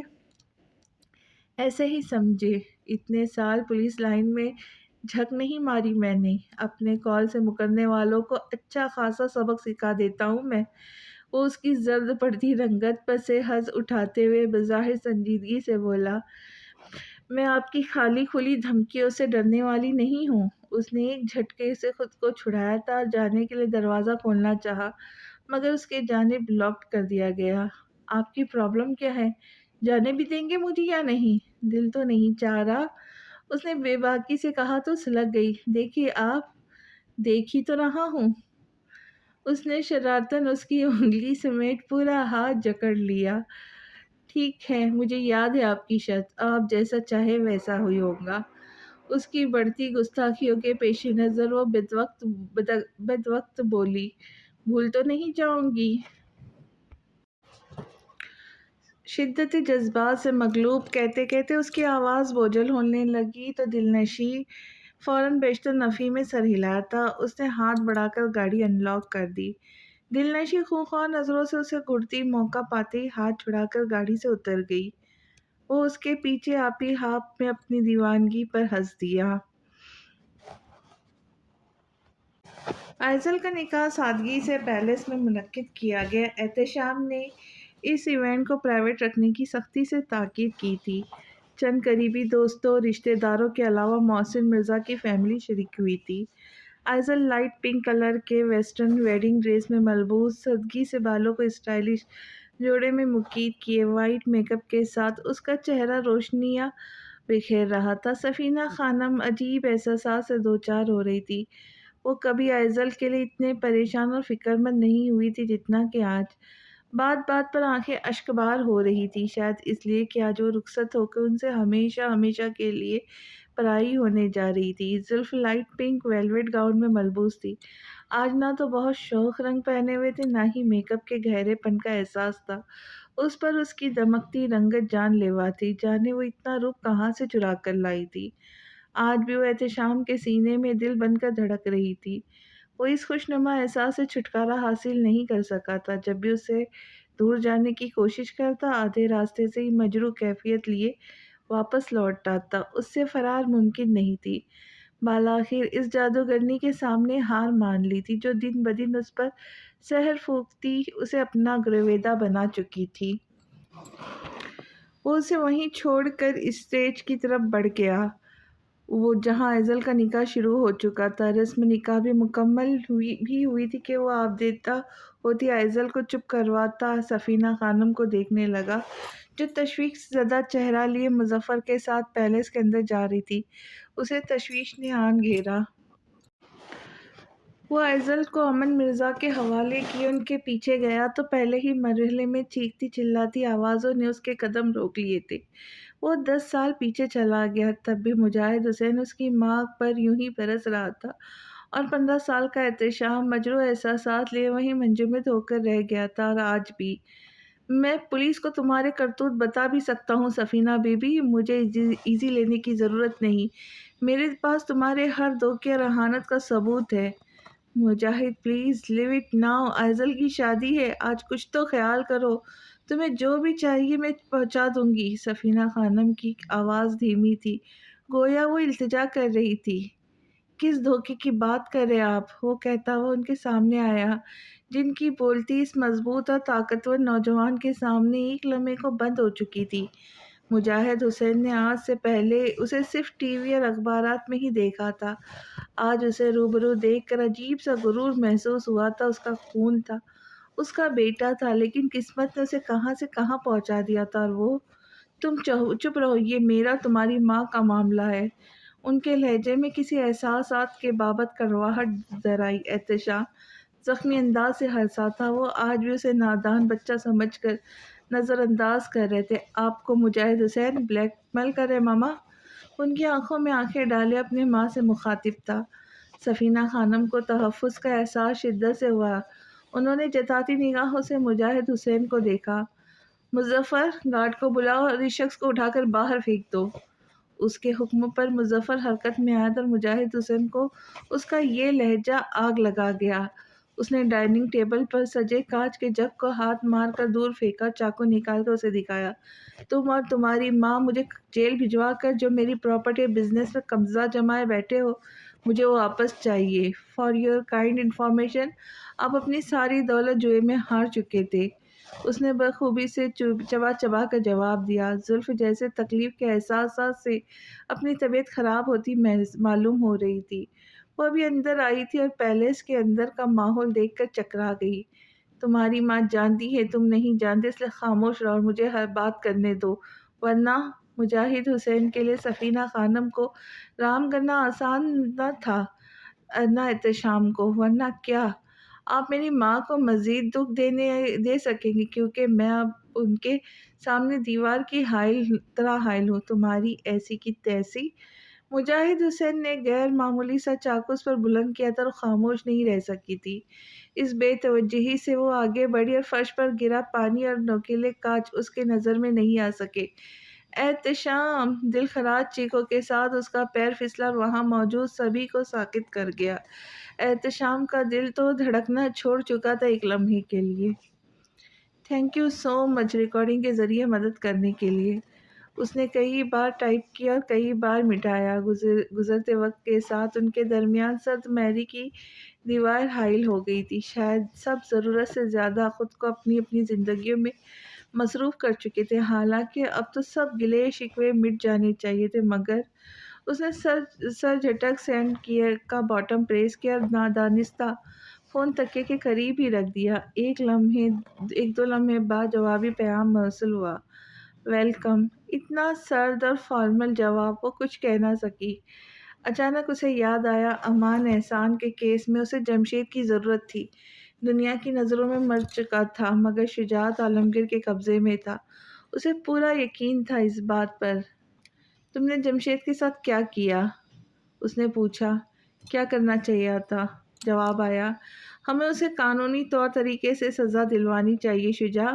میں نے کیس ری اوپن کروا دیا ہے سپریم کورٹ میں۔ اگر تم جمشید کو میرے حوالے کر دو تو میری بہت مدد ہو جائے گی۔ اور اس نے ادھورا جملہ چھوڑ دیا۔ اور تم اپنے ہاتھ ان کے خون کیوں رنگنا چاہتے ہو؟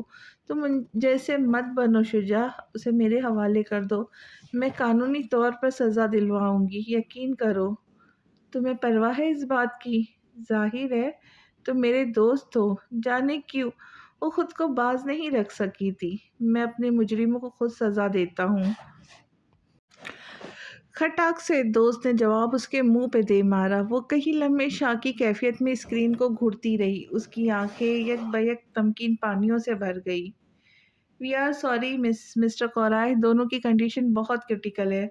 ہم کوشش کے باوجود بھی کسی ایک کو ہی بچا سکتے ہیں۔ فیصلہ آپ کو کرنا ہے، مگر آپ کے پاس زیادہ وقت نہیں ہے۔ ڈاکٹر اس کا کندھا تھپک کر تسلی دیتا آگے بڑھ گیا۔ احتشام، تمہیں اپنے بچے کو بچانا چاہیے، سفینہ خانم نے جیسے جتلایا۔ وہ اس کی کیفیت سمجھتی تھی۔ وہ زلف نوروز جیسی خود پرست لڑکی کو بھی جانتی تھی۔ وہ کتنا پرجوش تھا اس ننھے وجود کے لیے۔ ابھی ایزل کی شادی کے موقع پر ہی تو اس نے نئے مہمان کے لیے ازسر 9 کمرے کی تعمیر کے بعد ڈیکوریشن مکمل کروا لی تھی۔ وہ زلف کو سرپرائز دینا چاہتا تھا۔ احتشام، سفینہ خانم نے اس کا کندھا ہلایا، جو خود فراموشی کی کیفیت میں مبتلا تھا۔ ڈاکٹرز کیا کہہ رہے؟ فیصلہ تمہیں کرنا ہے، تمہارے پاس وقت نہیں ہے۔ مجھے کچھ سمجھ نہیں آ رہا مام۔ اس کی آنکھیں تیزی سے بھیگتی جا رہی تھی۔ اپنے دل پر ہاتھ رکھ کر سوچو، تمہیں اپنے بچے کو بچانا ہے احتشام۔ اس نے دہل کر سفینہ خانم کو دیکھا۔ ان کے شفاف دلی اور بے بسی پر ایک آنسو نکل پڑا۔ اور میری محبت کا کیا مام؟ آپ چاہتی ہیں میں اسے اپنے ہاتھوں سے مار دوں؟ وہ سسک رہا تھا۔ بچہ بھی تمہیں اتنا ہی عزیز ہے، بلکہ اس سے بھی زیادہ۔ سوچو تم نے اس کے لیے کتنا کچھ پلان کیا ہے، کتنا انتظار کیا ہے۔ ماما پلیز، اس نے فی الفور انہیں ٹوکا۔ مجھے وہ چاہیے، صرف وہ چاہیے، مجھے اپنی محبت چاہیے۔ وہ آنسو بھری نفی کرتا تھراتے لبوں سے کہتا گیا۔ سفینہ خانم نے افسوسناک انداز سے اسے دیکھا۔ تم پچھتاؤ گے اس ننھی جان کو قتل کر کے۔ ان کے الفاظ اس کے زخموں پر نمک چھڑک رہے تھے۔ ماما پلیز ایسا نہ کہیں، میں نے زندگی میں پہلی اور آخری بار کسی کو ٹوٹ کر چاہا ہے۔ اگر وہ نہ رہی تو میں بھی مر جاؤں گا۔ وہ ان کے ہاتھوں میں سر رکھ کر اس ادا سے تڑپ رہا تھا کہ سفینہ خانم بھی اس کی فریاد فراموش نہ کر سکی، اور آنسو جھٹکتے ہوئے ہاتھ چھڑا لیا، جیسا فیصلہ اس کے سپرد کر دیا ہو۔ اس کے اندر ایک آتش فشاں سلگ رہا تھا جو کسی بھی لمحے پھٹ سکتا تھا۔ مجاہد حسین سے منسلک ہر لمحہ، ہر یاد اتنی تکلیف دہ تھی کہ وہ زندگی بھر تڑپتا رہا تھا۔ اس کے وجود اس نے باپ سے قطع تعلق کے علاوہ کوئی جوابی کارروائی نہیں کی تھی، لیکن اس کی خاموشی پر وہ اور شعر ہو گئے تھے۔ آج ان کی حرکت نے اسے اتنا توڑ دیا تھا کہ کوئی اسے سمیٹ نہیں سکتا تھا۔ اس کا ناقابل تلافی نقصان ہو گیا تھا۔ اس کی سرخ آلود آنکھیں اس کی دلی کرب کی گماز تھی۔ اس پر جو گزری تھی سفینہ خانم کو بخوبی اندازہ تھا۔ وہ اسی وقت ذہنی خلفشار کا شکار تھا۔ ہاتھوں کو مضبوطی سے باہم پیوست کیے کوریڈور میں رکھی بینچ پر بیٹھا، خود کو نارمل ظاہر کرنے کی بھرپور کوشش کر رہا تھا، لیکن خود کو کنٹرول کرنے میں ناکام رہا اور بے بسی کے عالم میں زور زور سے مکے دیوار میں رسید کرنے لگا۔ احتشام! سفینہ خانم کی دلخراش چیخوں نے اسے ہوش لایا جب آج اس کی دلی کیفیت 10 سال پہلے والی کیفیت سے مشابہ تھی۔ سفینہ خانم اسے سنبھالنے کی کوشش میں ہلکان ہو رہی تھی۔ کنٹرول یور سیلف، وہ زبردستی تھام کر اٹھاتے ہوئے تحکمانہ گرج کر کہنے لگی۔ اگر اسے کچھ ہو گیا تو؟ اس ایک جملے میں اس قدر اذیت اور درد تھا کہ سفینہ خانم نے اس کا چہرہ ہاتھوں کے پیالے میں لے کر تسلی دی۔ اللہ پر بھروسہ رکھو۔ اللہ پر تو بھروسہ ہے مگر اپنے قریبی رشتوں پر نہیں۔ دیکھا آپ نے کون ہے اس حادثے کا ذمہ دار؟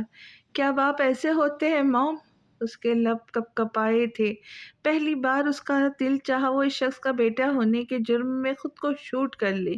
ایک دم سے اٹھا اور لمبے لمبے ڈگ بھرتا وہاں سے چلا گیا۔ داور پریشانی کے عالم میں اس کے پیچھے آیا تھا۔ میرے پیچھے کوئی بری خبر لے کر مت آنا داور، اس نے کہا اور گاڑی لے کر چلا گیا۔ اس کی ذہنی کیفیت کے پیش نظر داور کو اب اس کی فکر ستانے لگی۔ وہ پاکٹ سے فون نکال کر متعلقہ شخص کو کال کرنے لگا۔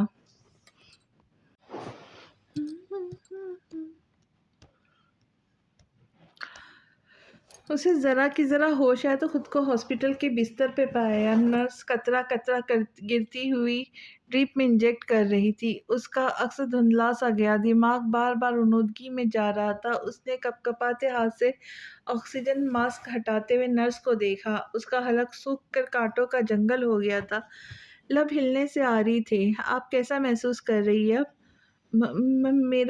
میرا بچہ، I am sorry for your loss. صدمے سے اس کی آنکھیں ابل کر باہر آنے کو تھی۔ ہم آپ کے بیبی کو نہیں بچا سکے۔ نرس نے گویا اس کی جان نکال دی تھی۔ اس کی دھڑکنیں معمول سے بھی کم رفتار سے چلنے لگی تو نرس گھبرا کر ڈاکٹر کو بلانے لگی۔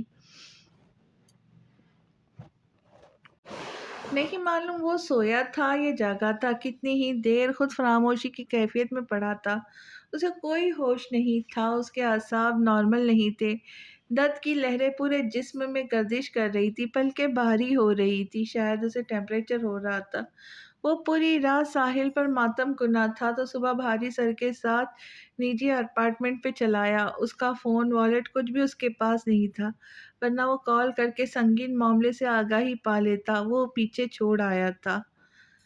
ملازمہ اپارٹمنٹ پہ ڈسٹنگ کا کام سر انجام دے رہی تھی تو اسے دیکھ کر حیران ہوئی۔ سر، آپ کے لیے کچھ لاؤ؟ وہ اس کے سر پر کھڑی ہوئی جو صوفے پر آڑا ترچھا لیٹا اسے تشویش میں مبتلا کر گیا۔ مسٹر کورائے، آپ کی طبیعت تو ٹھیک ہے؟ ملازمہ کو بار بار بلانے پر جواب نہ ملا تو تشویش پر پریشانی میں بدل گئی تھی۔ اس نے فوراً ڈاکٹر کو بلایا تھا جس نے بروقت چیک اپ کے بعد دوائیاں دی تھی، جس کے بدولت چند گھنٹوں میں وہ حواس سنبھالنے کے قابل ہوا تھا۔ اپنا فون دو۔ اب تو خدشات اور وسوسوں میں سب میں گھرے اس کی جان جا رہی تھی۔ اس نے کپ کپاتے ہاتھوں سے داور کو کال کی تھی۔ داور اس کے بوجھل ہیلو سے ہی مطمئن ہو گیا، جلدی سے بولا، she is out of danger now, general ward میں شفٹ کر دیا گیا ہے، تاہم ابھی ہوش نہیں آیا، آپ کہاں ہیں؟ اس نے یوں مکمل سانس لی جیسے جان بخشی ہوگی، اور جواب دیے بغیر فون کاٹ دیا۔ ملازمہ نے اسے گرم دودھ کے ساتھ دیگر دوائیاں دے دی۔ چند لمحوں میں اس کا ذہن ہوش حواس سے بیگانہ ہو گیا تھا۔ ایک کے بعد دیگر 5 گھنٹوں بعد مکمل ہوش آیا تھا، اور اس کے پاس اس وقت کوئی بھی نہیں تھا، وہ اور کسی کے آمد کی توقع بھی نہیں تھی۔ نرس نے اس کے ہوش میں آنے کا پیغام دیا، دھیرے سے دروازہ ڈھکیل کر اندر آیا تھا۔ اب کیسی طبیعت ہے آپ کی میڈم؟ احتشام، وہ بمشکل اپنے جذبات پر قابو پانے لگی۔ اسے اس وقت صرف اس شخص کی پرواہ تھی، جانے کیوں۔ وہ بس احتشام کے بارے میں سوچ رہی تھی، اس کا ری ایکشن کیا ہوگا۔ وہ کہیں چلے گئے، میرے خیال سے ان کا فی الوقت تنہا رہنا ہی بہتر ہوگا۔ آگے آپ کا جو حکم ہو مسز احتشام، ویسے میں نے لوگوں کو خبر کر دی، وہ جلد ہی پتہ لگا لیں گے۔ آخری بار ان کی کال آئی تھی تو آپ کی طبیعت کے متعلق پوچھ رہے تھے، وہ آواز سے ہی بیمار لگ رہے تھے۔ داور کی باتوں نے اسے مزید پریشان کر دیا۔ تو تم نے کیا بتایا؟ معافی چاہتا ہوں، مجھے ان سے جھوٹ بولنا پڑا، حالانکہ تب آپ کو ہوش نہیں آیا تھا۔ ٹھیک ہے، تم اس کے پاس چلے جاؤ۔ وہ خود اس کے پاس جانا چاہتی تھی، مگر اس کی کنڈیشن اسے اجازت نہیں دے رہی تھی۔ وہ مؤدبانہ سر خم دے کر حکم کی تعمیل کرتے ہوئے وہاں سے ہٹ گیا تھا۔ میں نے قیمتی متاع کھو دی داور، میں نے اپنا بچہ کھو دیا۔ وہ بہت دکھی لگ رہا تھا۔ میثم علی آغا کا دل محسوس کر رہ گیا۔ ان کی سوسس پر بھلا کون شک کر سکتا تھا؟ وہ جہاں بھی چلا جاتا مگر ان سے چھپ نہیں سکتا تھا۔ انہوں نے یہ بری خبر سنتے ہی اسے کھوج نکالا تھا۔ اس پر بہت سا غصہ اتارنے کے بعد وہ اب دوائیوں کی شیشے اٹھا اٹھا کر چیک کر رہے تھے، ماں اس نے دل برداشتہ ہو کر کچھ الٹا سیدھا نہ کھا لیا ہو۔ احتشام عہدے منہ چکراتے سر کے ساتھ ان کی کارروائی دیکھ رہا تھا۔ سیوک، ان کی گرجدار آواز پر سیوک فوراً اسے نمودار ہوا۔ اس جوان کو اٹھا کر شاور کے نیچے لے جاؤ تاکہ اس کے حواس ٹھکانے آ جائے، اور جب آ جائے تو اسے میرے پاس لے آنا۔ اسے ذرا مردانگی کا سبق تو دے۔ برا وقت سب پر آتا، لیکن یہ اس کا مطلب نہیں کہ نازک عورتوں کی طرح دل چھوڑے ہاتھ پاؤں پھینک کر پڑے رہے، اور ایک ہم ہیں اس عمر میں بھی ان کی دیکھ بھال کر رہے۔ شرم لحاظ باقی نہیں رہا آج کل کے نوجوانوں میں۔ وہ اچھے خاصے گرم ہو چکے تھے۔ سیوک نے حکم کی تعمیل کرتے ہوئے اسے اٹھایا تو ان کی کڑوی کسیلی باتوں پر ہنستے ہنستے اسے کھانسی کا دورہ پڑ گیا۔ چھوڑو مجھے، وہ چیخا تھا، مگر سیوک نے اس پر ذرا بھی رحم نہیں کیا تھا۔ اسے بھرپور شاور کے نیچے تر و تازہ کرنے کے بعد کھینچ کر لاتے ہوئے ہال میں میثم علی آغا کے سامنے صوفے پہ کسی چیز کی طرح پھینک دیا۔ وہ صدمات، کیفیت اور بخار میں نیم جا سا ہو گیا تھا۔ اس کے اعصاب چڑچڑاپن کے شکار ہونے لگے تھے۔ یہ بتاؤ، ہم تمہارے نوکر ہیں؟ میثم علی آغا کا لہجہ سلگ کر آج دینے لگا۔ نہیں، برجستہ جواب دیا۔ وہ بالوں سے ٹپکتے پانی کو ہاتھ سے جھٹکنے لگا تو میثم علی آغا کو اس کی ڈھٹائی پر قہر چڑھ گیا۔ تم نے سینیٹ کا اہم اجلاس مس کر دیا احتشام۔ عوامی امور پر کل اسمبلی میں 4 اہم بل پاس ہوتے جس میں ہماری پارٹی کی شرکت لازمی ملزوم تھی۔ تم کیوں نہیں سمجھتے؟ عوام کی حمایت حاصل کرنا بہت ضروری ہو گیا تمہارے لیے، ورنہ تم اگلے الیکشنز میں کیسے کامیاب ہو سکو گے؟ اس کا سر بری طرح چکرا رہا تھا۔ میثم علی آغا کی ساری حکایتیں اس کے سر کے اوپر سے گزر رہی تھی۔ احتشام، وہ بھرپور انداز میں چیخے تو اس نے بے ساختہ انہیں دیکھا۔ دادا، میں کل آپ کے پاس آؤں گا، پھر اس معاملے پہ تفصیلی بات کریں گے، دیکھ لیں گے۔ بالآخر انہیں اس کی حالت پر رحم آ ہی گیا۔ مجھے بیڈ روم تک چھوڑ آؤ۔ اس کے حکم صادر کیا تو سیوک نے اسے یوں دیکھا جیسے کہہ رہا ہو میں آپ کا ملازم نہیں ہوں، اور پھر میثم علی آغا کو دیکھا۔ ان کا اشارہ پا کر وہ ظالم دیو کی طرح اسے بیڈ پر پھینک کر دروازہ بند کر کے چلا گیا۔ وہ گھپ اندھیرا کیے سوئی جاگی کیفیت میں پڑا تھا۔ بیڈ روم کا دروازہ بجنے لگا۔ وہ بمشکل خود کو گھسیٹتے ہوئے اٹھا۔ احتشام،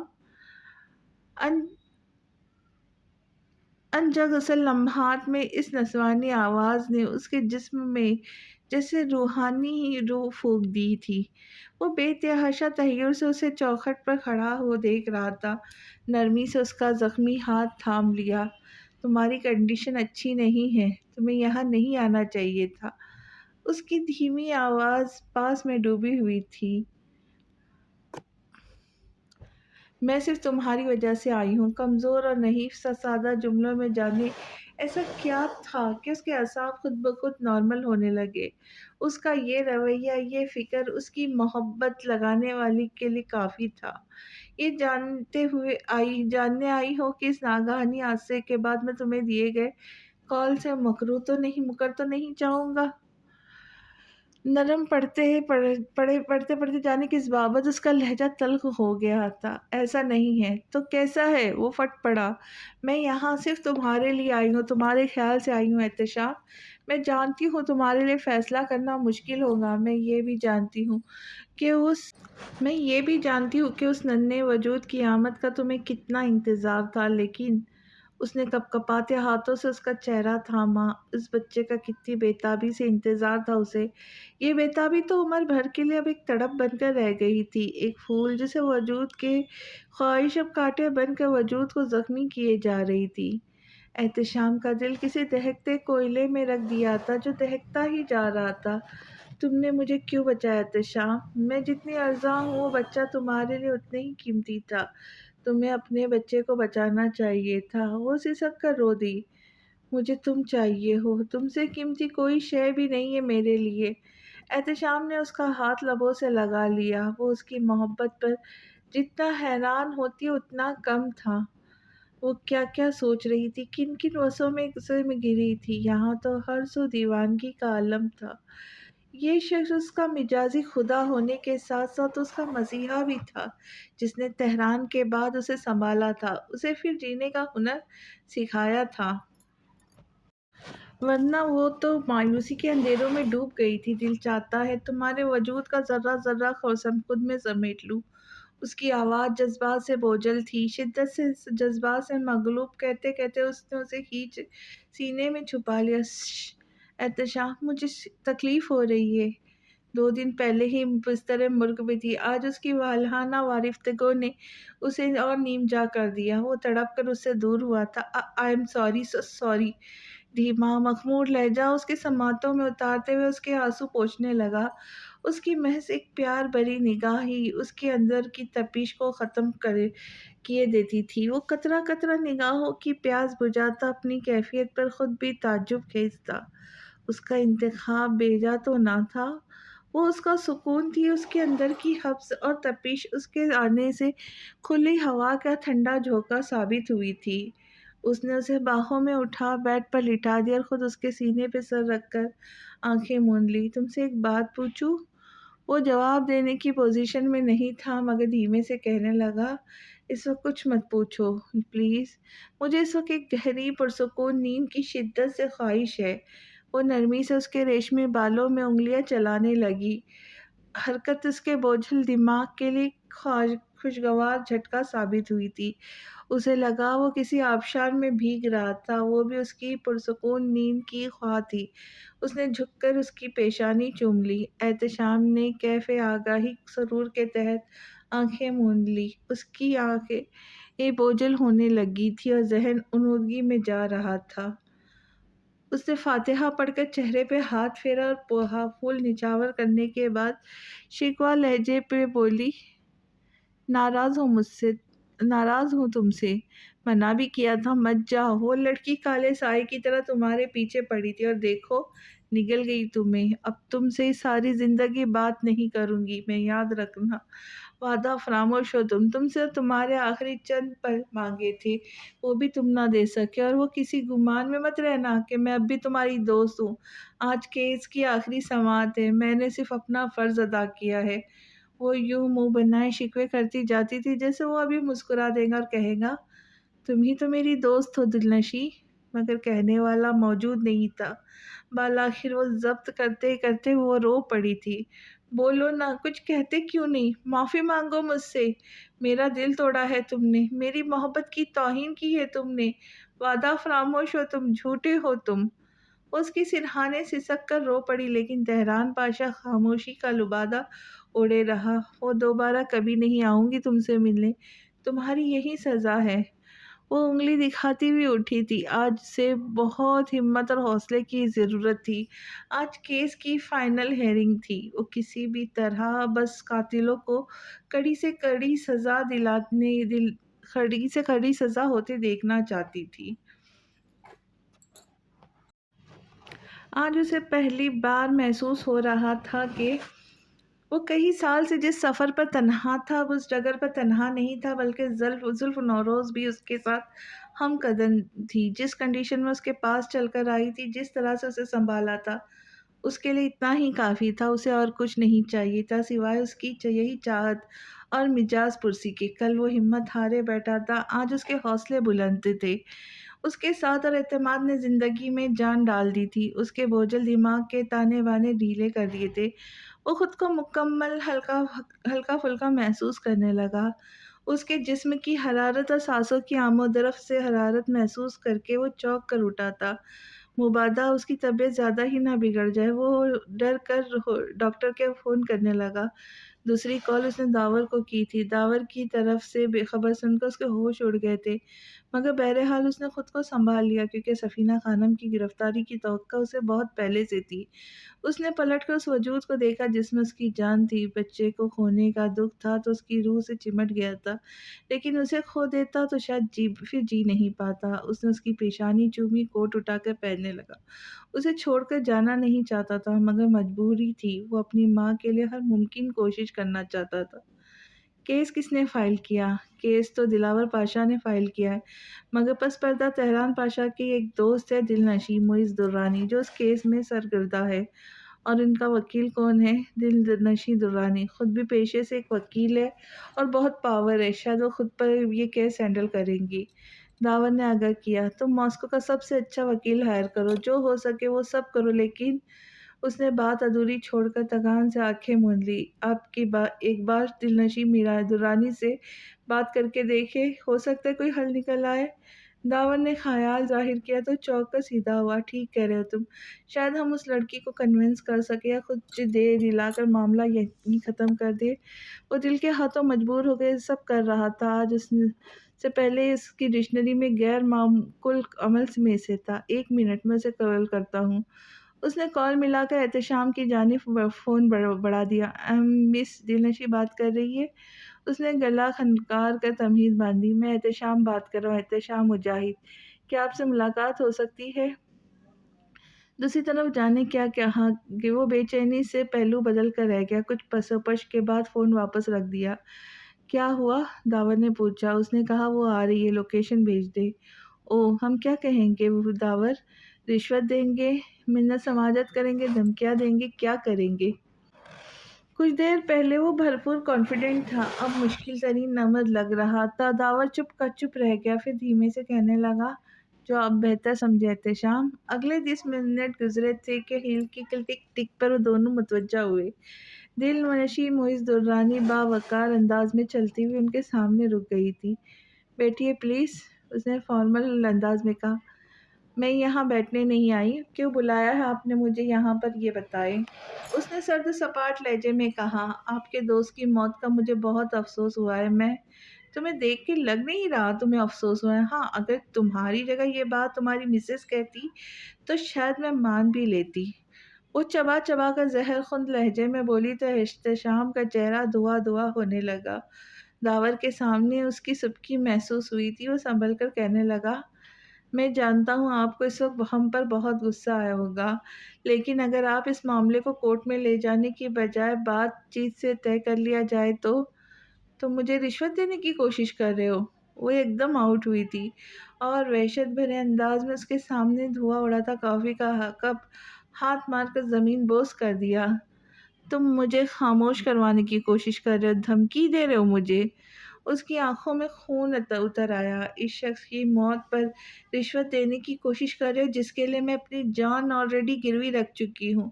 جانتے ہو کسی ایسے شخص کی موت پر کیسا محسوس ہوتا ہے احتشام مجاہد؟ جیسے کسی نے سینہ چاک کر کے دل نکال لیا ہو۔ اندازہ کر سکتے اس تکلیف کا؟ وہ وحشتناک انداز میں بیان کرنے لگی، اس کی آنکھوں میں آنسو اتر آئے۔ سنو، وہ مجھے تمہاری سیلی گیمز میں کوئی دلچسپی نہیں ہے۔ اگر میں راہ میں رکاوٹ ہوں تو مجھے ہی مارنا ہی تمہارے حق میں بہتر ہے۔ وہ غصیلی سانسوں کے دوران کہتی ہوئی رکی، پھر عجیب انداز میں ہنسی۔ تم سے حساب لینے والا بھی کوئی نہیں ہوگا، کیونکہ دل نشی کے پاس دل نشی جیسا دوست نہیں ہے۔ مگر وہ توقف کے بعد ٹھہر کر کہنے لگی، تاران پاشا کی قسمت اچھی تھی کہ اس کے پاس دل نشی جیسی دوست ہے جو کبھی اس کی موت پر سمجھوتا نہیں کریں گی۔ اس نے کھٹاک سے جواب احتشام کے منہ پہ مارا۔ مس دلنشی سنیے۔ وہ رک کر پلٹی اور ڈراور کو ٹوکتے ہوئے بولی، میں وکیل ہوں، مجھے یہ چیپ ٹریکس بالکل پسند نہیں۔ میرے ساتھ قانونی جنگ لڑنی ہے تو ٹھیک، ورنہ جو تمہیں سوٹ کرے تم وہی کرو۔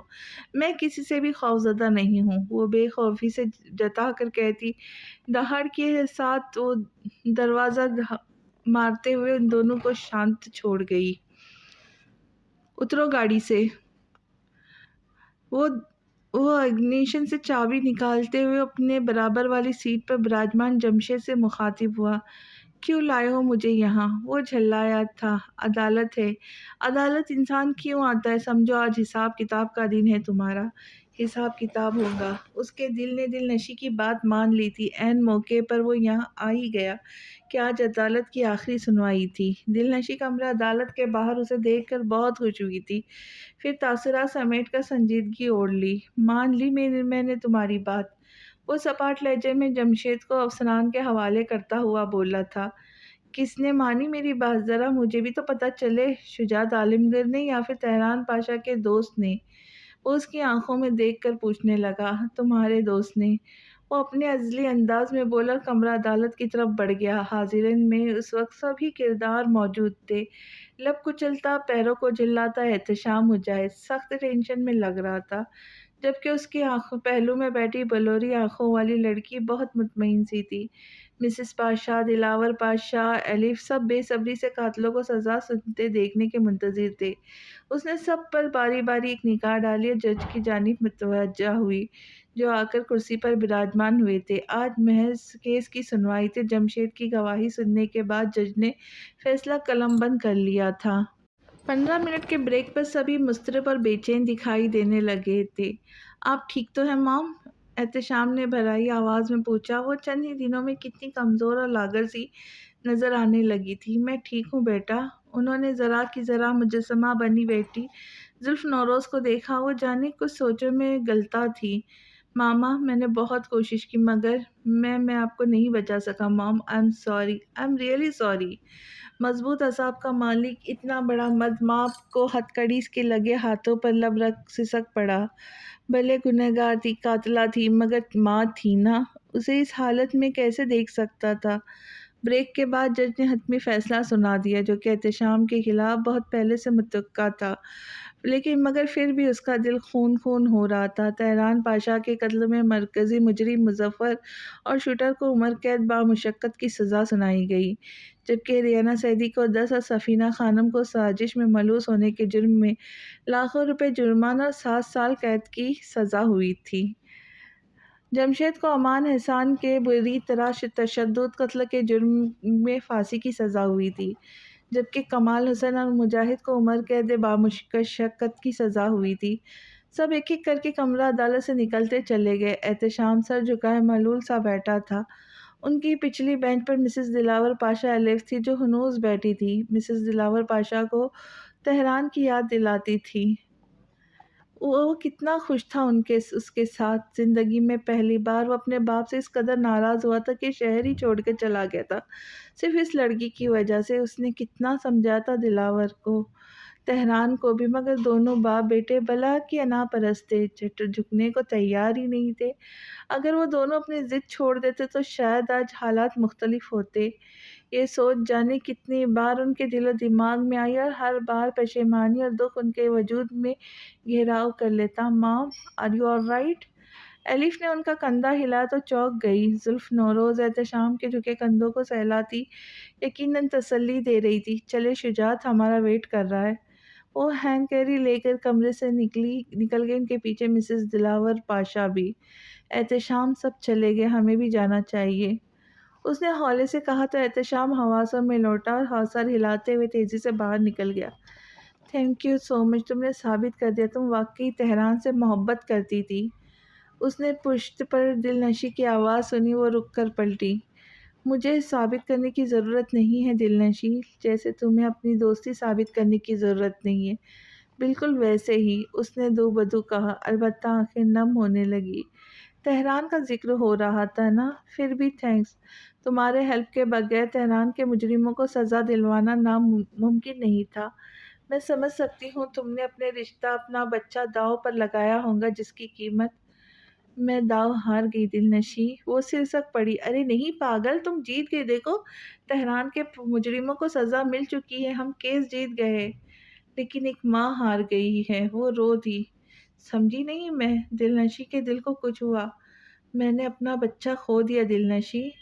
دل نشی دنگ رہ گئی۔ تھینکس مجھے نہیں بلکہ احتشام کو کرنا چاہیے، تمہیں اگر وہ نہ ہوتا یا تم کبھی بھی تہران کے مجرموں کو سزا نہیں دلوا سکتے تھے، اس نے آنسوں کے بیچ کہا، اور دل نشی معز درانی کو ششدر اور ساکت چھوڑ کر آگے بڑھ گئی۔ اس نے غلط کیا تھا، بہت غلط، اپنی شرط منوانے کی خاطر کس قدر بے حسی کا مظاہرہ کیا تھا، اپنے بچے کو بھی اس میں گھسیٹ لیا۔ احتشام کہتا تھا اسے بچوں سے محبت نہیں، وہ شاید ٹھیک ہی کہتا تھا، بھلا ایک ماں ایسا کیسے کر سکتی ہے؟ کبھی نہیں، لیکن اس نے یہ بھی نہیں چاہا تھا کہ یہ حادثہ ہو جائے۔ گھٹی گھٹی سسکیوں سے روتی، وہ ہر ایک چیز کو چھو رہی تھی۔ اس نے آج پہلی بار اس کمرے میں قدم رکھا تھا، اسے احتشام کے احساسات، اس کی محبت، اس کی لگاوٹ کا جیسے جیسے اندازہ ہو رہا تھا، وہ ملال میں گرتی جا رہی تھی۔ احتشام جو 2 دنوں سے غائب تھا، وہ سمجھ سکتی تھی کورٹ کے فیصلے سے ڈسٹرب ہوگا، مگر اب اس تشویش ہونے لگی تھی۔ اس نے کمرے کا دروازہ بند کر کے میثم علی آقا کو کال کی تھی۔ شوہر تمہارا پوچھ دوسروں سے رہی ہو؟ ان کے جملے کی کاٹ نے اسے چند لمحے کچھ کہنے کے قابل نہیں چھوڑا۔ مس نوروز، احتشام سر آگے ہے، اوپر اپنے کمرے میں ہے، شالی نے جیسے ہی بتایا، وہ کال کاٹ کر اس کے پیچھے ہو لی۔ تم کہاں تھے اب تک؟ میں کتنا پریشان ہو گئی تھی۔ کیوں؟ تم کیوں پریشان ہو گئی تھی؟ وہ گہرے طنزیہ اور چبھتے ہوئے لہجے میں پوچھنے لگا تو اس کا آواز خود بخود دھیمی پڑ گئی۔ سفینہ خانم کی وجہ سے مجھے لگا تم ڈسٹرب ہو گئے۔ ڈسٹرب تھا، ٹھیک ہو گیا ہوں، عادت پڑ گئی ہے۔ اسے لگا وہ اسے سنا رہا ہے۔ اس نے منہ ہی منہ جانے کیا بڑبڑاتے ہوئے شرٹ اتار کر پھینکی اور شاور لینے چلا گیا۔ وہ وہیں انگلیوں سے کھیلتی، مارچ پاسٹ کرتی مضطرب لگ رہی تھی۔ کیا بے چینی ہے؟ آئینے کے سامنے سے ہٹ کر وہ کچھ خفا سا ہو کر اس سے مخاطب ہوا۔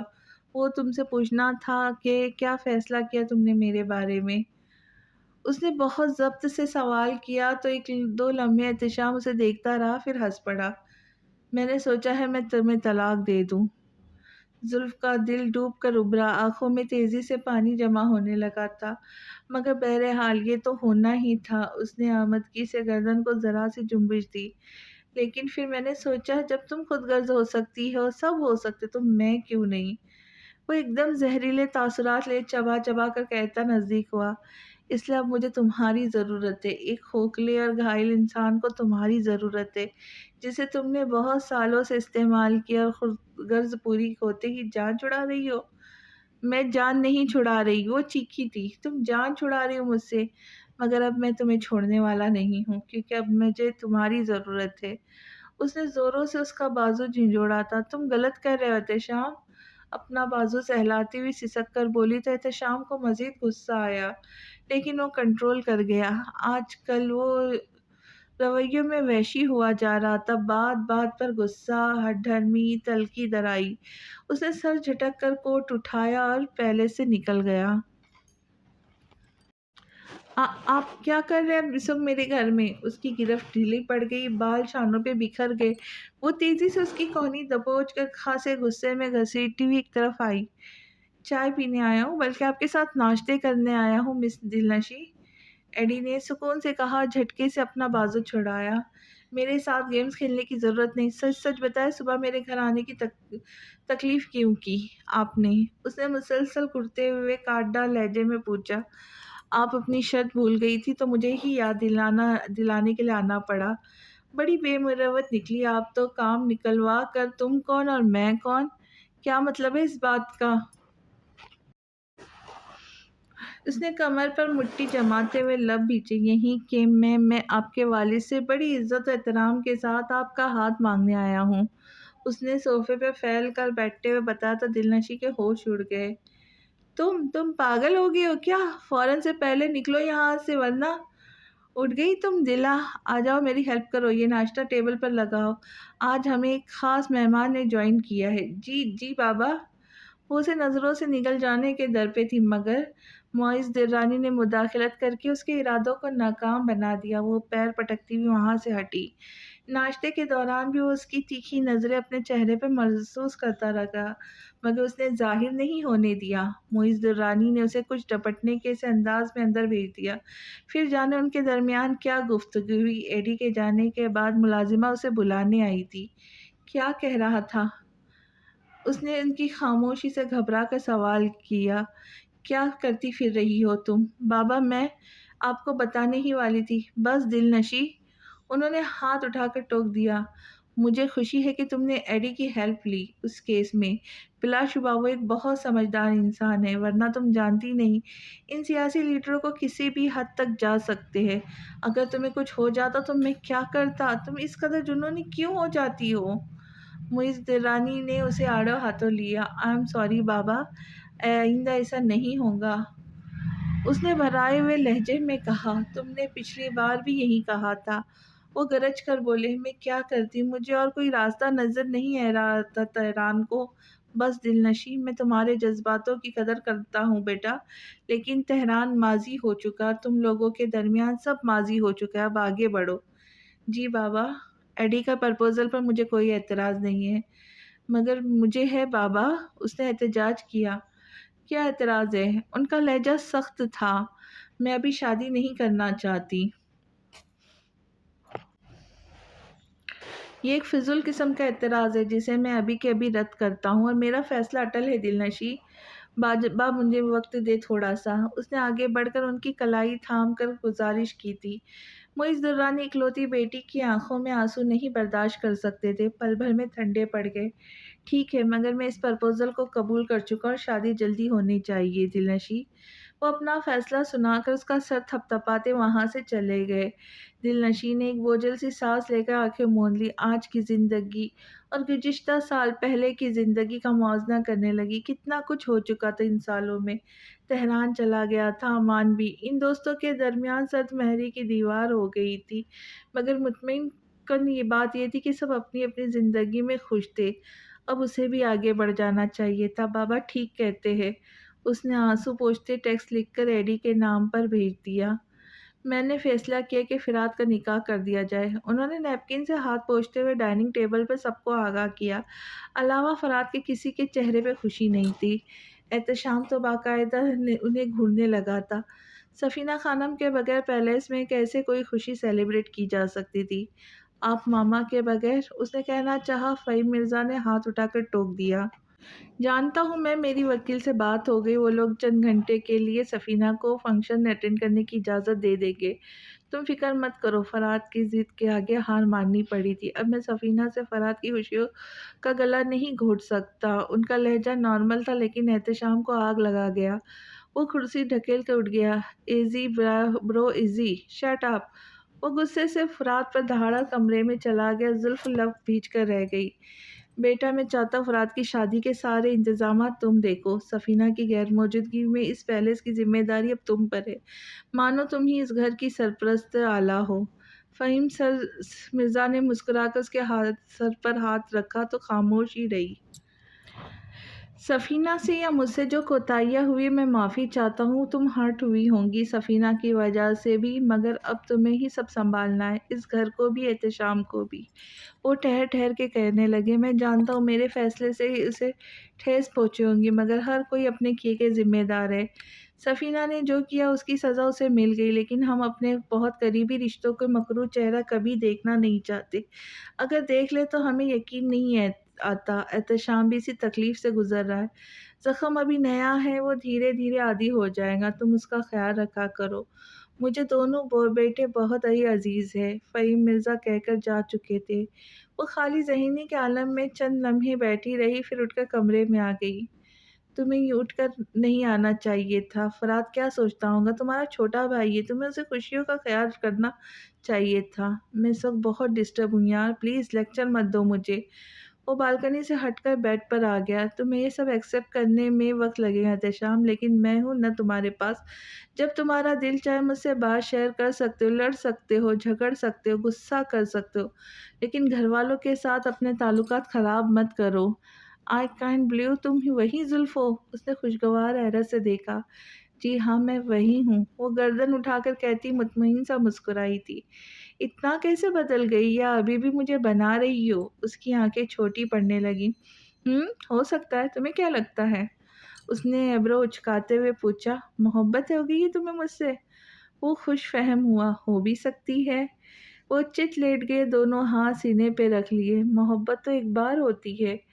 وہ بھی اس کے برابر میں لیٹ کر چھت کو گھورنے لگا۔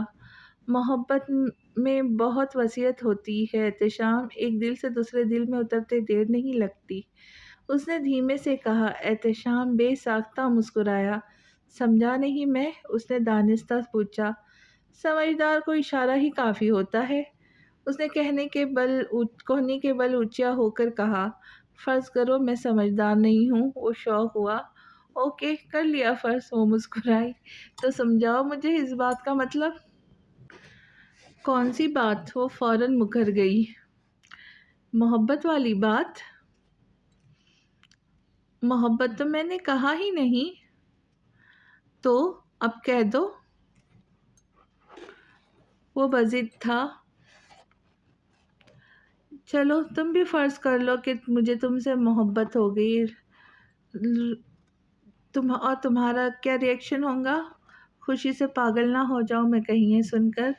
احتشام نے طنزیہ کہا۔ دیکھا، تبھی تو میں نے صرف فرض کرنے کے لیے کہا تھا۔ اس نے شرارتاً کہا۔ بہت چالاک ہو تم۔ وہ خفا خفا سا ہنس دیا۔ ڈاکٹر فرات آپ پھر سے؟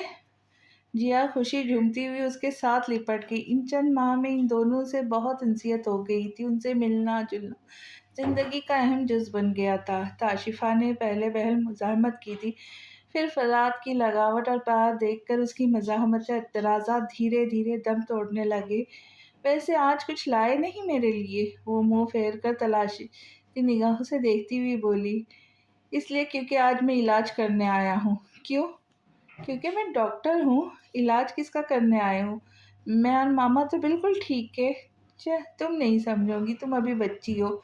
جاؤ اپنے کمرے میں جا کر میوزک انجوائے کرو، میں ذرا تمہاری ماما سے دو دو ہاتھ کر لوں۔ اس نے گردن سے ہیڈ فون اتار کر اس کے کانوں پر جماتے ہوئے کہا تو تابعداری سے سر ہلاتی ہوئی وہاں سے ہٹ گئی۔ تو اپنی فضولیات سے جیا کو دور ہی رکھو تو بہتر ہوگا، وہ بچی ہے، تم تو بچی نہیں ہو، تم تو سب سمجھتی ہو۔ وہ رضائیے سے کہنے لگا۔ تاشوا اب بس کر دو، کتنا بھگاؤں گی اپنے پیچھے؟ اگر تم سوچتی ہو کہ تم اکیلے ہی جیا کے ساتھ رہ لوں گی تو زندگی اکیلی نہیں گزاری جا سکتی، پلیز سمجھو اس بات کو۔ اور اب تو بابا بھی مان گئے، کوئی تمہارا ہاتھ تھامنا چاہتا ہے، تمہاری طرف قدم بڑھا رہا ہے، اس ہاتھ کو تھام لو اس سے پہلے کہ مایوس ہو کر قدم واپس لوٹ جائے۔ اب کی بار گہری سنجیدگی سے کہتا تاشوا کا دل دھڑکا گیا۔ اس نے بے ساختہ اسے دیکھا جو ان دونوں کی فکر کرتا اپنا اپنا سا لگنے لگا تھا۔ دیکھیں سوسائٹی کیا سوچتی ہے، عمروں کا فرق ہے، آپ شادی شدہ تھی، آپ کی ایک بیٹی ہے، مجھے ان ساری باتوں سے بالکل بھی فرق نہیں پڑتا، تو آپ کیوں یہ سب سوچ سوچ کر اپنی ہی خوشیوں کی راہ میں رکاوٹ بنی ہوئی ہے؟ لوگ کون ہوتے ہماری زندگی کے فیصلے کرنے والے؟ ہم خود ڈیسائیڈ کریں گے۔ وہ اس وقت رسانیت سے کہتا بہت بھلا لگا تھا۔ میں تمہاری فیملی کے بارے میں سوچ رہی تھی، پتہ نہیں وہ لوگ جیا کو ایکسیپٹ کریں گے یا نہیں۔ مت سوچیں ان کے بارے میں، آپ صرف میرے بارے میں سوچیں۔ آپ کی شادی مجھ سے ہو رہی ہے اور ٹرسٹ می میں جیا کو اور آپ کو کبھی تکلیف نہیں پہنچنے دوں گا۔ اس نے مسکرا کر جذبات میں سر ہلایا تھا۔ تبھی فرات کا سیل فون رنگ ہونے لگا تھا۔ وہ فون کان سے ہٹا کر دبے دبے لفظوں میں پوچھنے لگا۔ تو پھر آپ کی ہاں ہے؟ پہلے ہی بتا دیں، انتظامات پر خرچہ کرنے کی ضرورت نہیں، ورنہ مرزا صاحب بہت غصہ کریں گے۔ آپ تو جانتی ہیں میرے والد صاحب خاصے جذباتی ہے۔ یہ نہ ہو مجھے دو چار دھر دے، پھر کیا عزت رہ جائیں گی میری۔ تاشیفہ نہ چاہتے ہوئے بھی اس کے انداز پر ہنس دی۔ اس مسکراہٹ کا مطلب ہاں ہے نا؟ اس کی آنکھیں چمکنے لگی۔ اس نے دھیمے سے سر ہلایا تو بے ساختہ اس کی جانب جھکا۔ دل چاہتا ہے آپ کو فراد؟ اس نے گھٹتے ہوئے فون کی جانب توجہ دلائی تو مروب سا ہو کر فون کی جانب متوجہ ہوا۔ مہینہ پہلے سادگی سے ان کا نکاح ہو چکا تھا، آج ریسیپشن تھا۔ ایڈی کی کچھ پروفیشنل مصروفیات کے باعث انہیں ریسیپشن ڈیلے کرنا پڑا تھا۔ لیونڈر کلر کے کراؤن ڈریس میں ملبوس بہت خوبصورت اور بھرپور مطمئن لگ رہی تھی۔ کوئی ناراض ہے مجھ سے؟ وائن ریڈ کلر کے 3 پیس میں ملبوس مضبوط شانوں والے شجاعت عالمگیر نے خفا خفا سا استفسار کیا۔ دلنشین نے تنزیہ ہنستے ہوئے اسے دیکھا، جیسے اس کے دوست ہونے کا اعزاز حاصل تھا۔ اس نے فون پہ الف کو ہی اپنی شادی کے متعلق آگاہ کیا تھا اور اسے ہی انویٹیشن دیا تھا، جس کی وجہ سے شاید وہ یہ سوال کر رہا تھا۔ جو بھی تھا وہ دل ہی دل میں محسوس ہونے لگی اور بولی، کسی کو کیا ضرورت ہے تم سے بلا وجہ ناراض ہونے کی؟ اس نے بیگانگی سے کہا تو شجاع نے کنفیوز سا ہو کر جیب سے ہاتھ نکال کر داڑھی کھجائی، جیسے وہ کچھ کہنا چاہ رہا ہو، کچھ ایسا جو اس کے مزاج کے خلاف ہو۔ معذرت کرنا چاہ رہے اپنے رویے کی؟ اس نے دل ہی دل میں ہنستے ہوئے بظاہر سنجیدگی سے پوچھا تو شجاع نے 1-2 لمحے اس کی آنکھوں میں مچلتی شرارتیں دیکھی، پھر اکثر ارادہ بدل کر بولا، نہیں تو تمہیں ایسا کیوں لگا؟ دل نشین لب بھیج کر رہ گئی۔ برا لگ رہا ہے تمہاری بیوی کے لیے، مجھے کس قسم کا شوہر ملا اسے؟ کیا مطلب اس بات کا؟ وہ ایک دم بھڑکا تو دلنشی ہنس دی۔ کچھ نہیں، اس نے مسکرا کر کہا۔ اگر سوری کرنا چاہتے ہو تو جان لو شجاعت، ہر سوری اٹس اوکے ڈیزرو نہیں کرتی، بلکہ کئی سورسز تو بالکل بے وقت اور بے معنی ہو جایا کرتی ہے وقت گزرنے کے بعد، جیسے کہ تمہاری سوری۔ کاش کہ میں اٹس اوکے کہہ سکتی تمہیں، لیکن نہیں، تمہیں اپنے جذبوں کے صحیح وقت پر ایکسپریس کرنا آنا چاہیے۔ وہ سانس لینے کے لیے لمحہ بھر کو رکی تھی۔ رشتے جوڑنا بہت آسان ہے شجاعت، رشتوں کو نبھانا بہت مشکل۔ زندگی کی راہ میں ہر کوئی دل نشیں نہیں ہوتا شجاعت عالمگیر، جو کچھ کہے بغیر تمہارے دل کی بات جان جائے کہ کب تم سو رہی ہو، کب تم دکھی ہو، کب تمہیں کیئر کی ضرورت ہے، کب تم اکیلے ہو۔ تم یہ سب آن کرنا آنا چاہیے۔ ذرا اپنی انا کو سائڈ پر رکھ کے سوچنا، زندگی بہت تھوڑی ہے شجاع، تم دل میں جذبات چھپا چھپا کر رکھتے ہو۔ اسے ایکسپریس کرنا کب سیکھو گے؟ تمہارے کہے بغیر لوگ کیسے جان سکیں گے تم کیا محسوس کر رہے ہو؟ اس کی آنکھیں نمناک ہونے لگی، لیکن وہ پھر بھی مسکرا رہی تھی۔ اتنا بھی غلط نہیں کہہ رہی تھی وہ۔ ہر کوئی دل نشیں معز درانی نہیں ہوتا جو اس کی آنکھوں سے، اس کے لہجے سے، اس کے رویے سے پہچان جائے کہ کب وہ سوری ہے، کب وہ ناراض ہے۔ حتیٰ کہ اس سے محبت کرنے والی الف بھی ابھی تک اس جذباتوں کے فلسفے کو پہچان نہیں پائی۔ آج اس نے جانا تھا کہ دل نشیں ان سب کے لیے کیا تھا، ایک سچا دوست کی زندگی میں کیا معنی رکھتا ہے۔ اس اہمیت کو پہچان لیا تھا آج اس نے۔ آپ نے رلایا میری وائف کو؟ ایڈی کے لہجے میں شکوہ تھا۔ یہ میرا دوست ہے شجاعت عالمگیر، اس نے زبردستی مسکراتے ہوئے دونوں کو متعارف کروایا۔ Nice to meet you. میں بھی سوچ رہا تھا کہ اتنی لمبی بات کس مدعے پر ہو رہی ہے۔ ایڈی نے پرتجسس لہجے میں کہتے ہوئے ہاتھ بڑھایا تو جو شجاعت نے تھام کر چھوڑ دیا۔ کیا بات کر رہے تھے تم لوگ؟ مجھے تشویش ہو رہی ہے۔ اس کے جانے کے بعد ایڈی کے دل میں مچلتا سوال زبان پر آ ہی گیا۔ تم جیلس ہو رہے ہو؟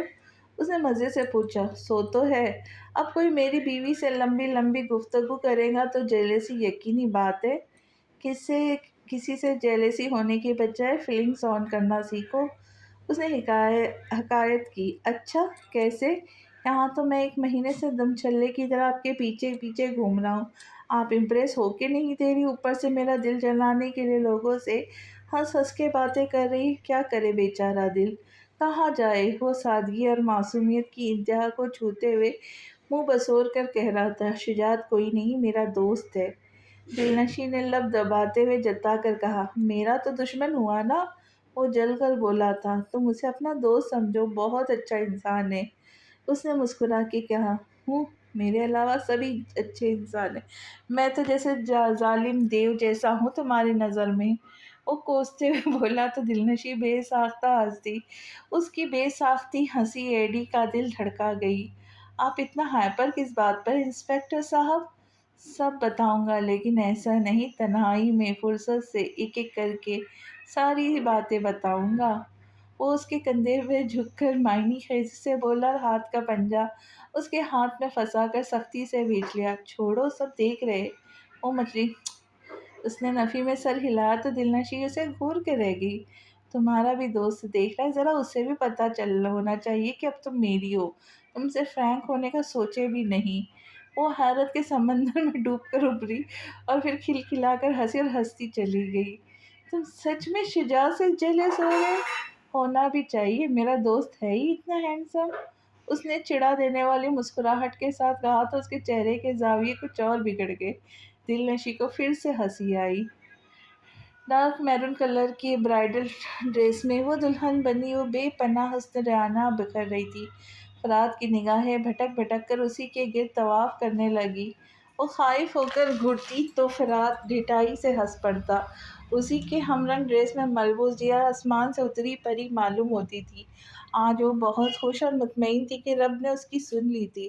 اسے ایک سچا ہمدرد محبت کرنے والا ہمسفر مل گیا۔ اسے اور کیا چاہیے تھا بھلا؟ سب سے بڑھ کر زلف اور وہ دونوں ایک ہی چھت تلے دوبارہ اکٹھے ہو گئے تھے۔ بلا شبہ انسان اللہ کی حکمت نہیں سمجھ سکتا، وہ ہمیں وہ عطا کرتا ہے جو اس کی چاہت ہو، اور انسان کے لیے اس سے بہتر اور کچھ ہو ہی نہیں سکتا۔ فرات بھائی، اسٹیج پر آئے، سب کے ساتھ ایک فیملی فوٹو ہو جائے۔ ایزل کی آواز سن کر سب اسٹیج کی طرف بڑھے تھے۔ احتشام دانستہ اسے قریب چپک کر کھڑا ہو گیا تھا۔ وہ گہرا تنفس کھینچ کے اسے گھورنے لگی۔ کب تک ناراض رہوں گی؟ احتشام بوجھل لہجے میں تو اس نے اسٹیج سے نگاہیں ہٹا کر اسے دیکھا۔ میں تو ناراض نہیں ہوں، البتہ تمہیں کچھ ہو گیا ہے، تم بہت بدل گئے ہو، پہلے سے زیادہ ہینڈسم ہو گیا ہوں۔ یہی کہنا چاہ رہی ہو نا؟ اس نے لب دباتے ہوئے چھیڑا۔ منہ دھو رکھو، اس نے اترا کر کہا۔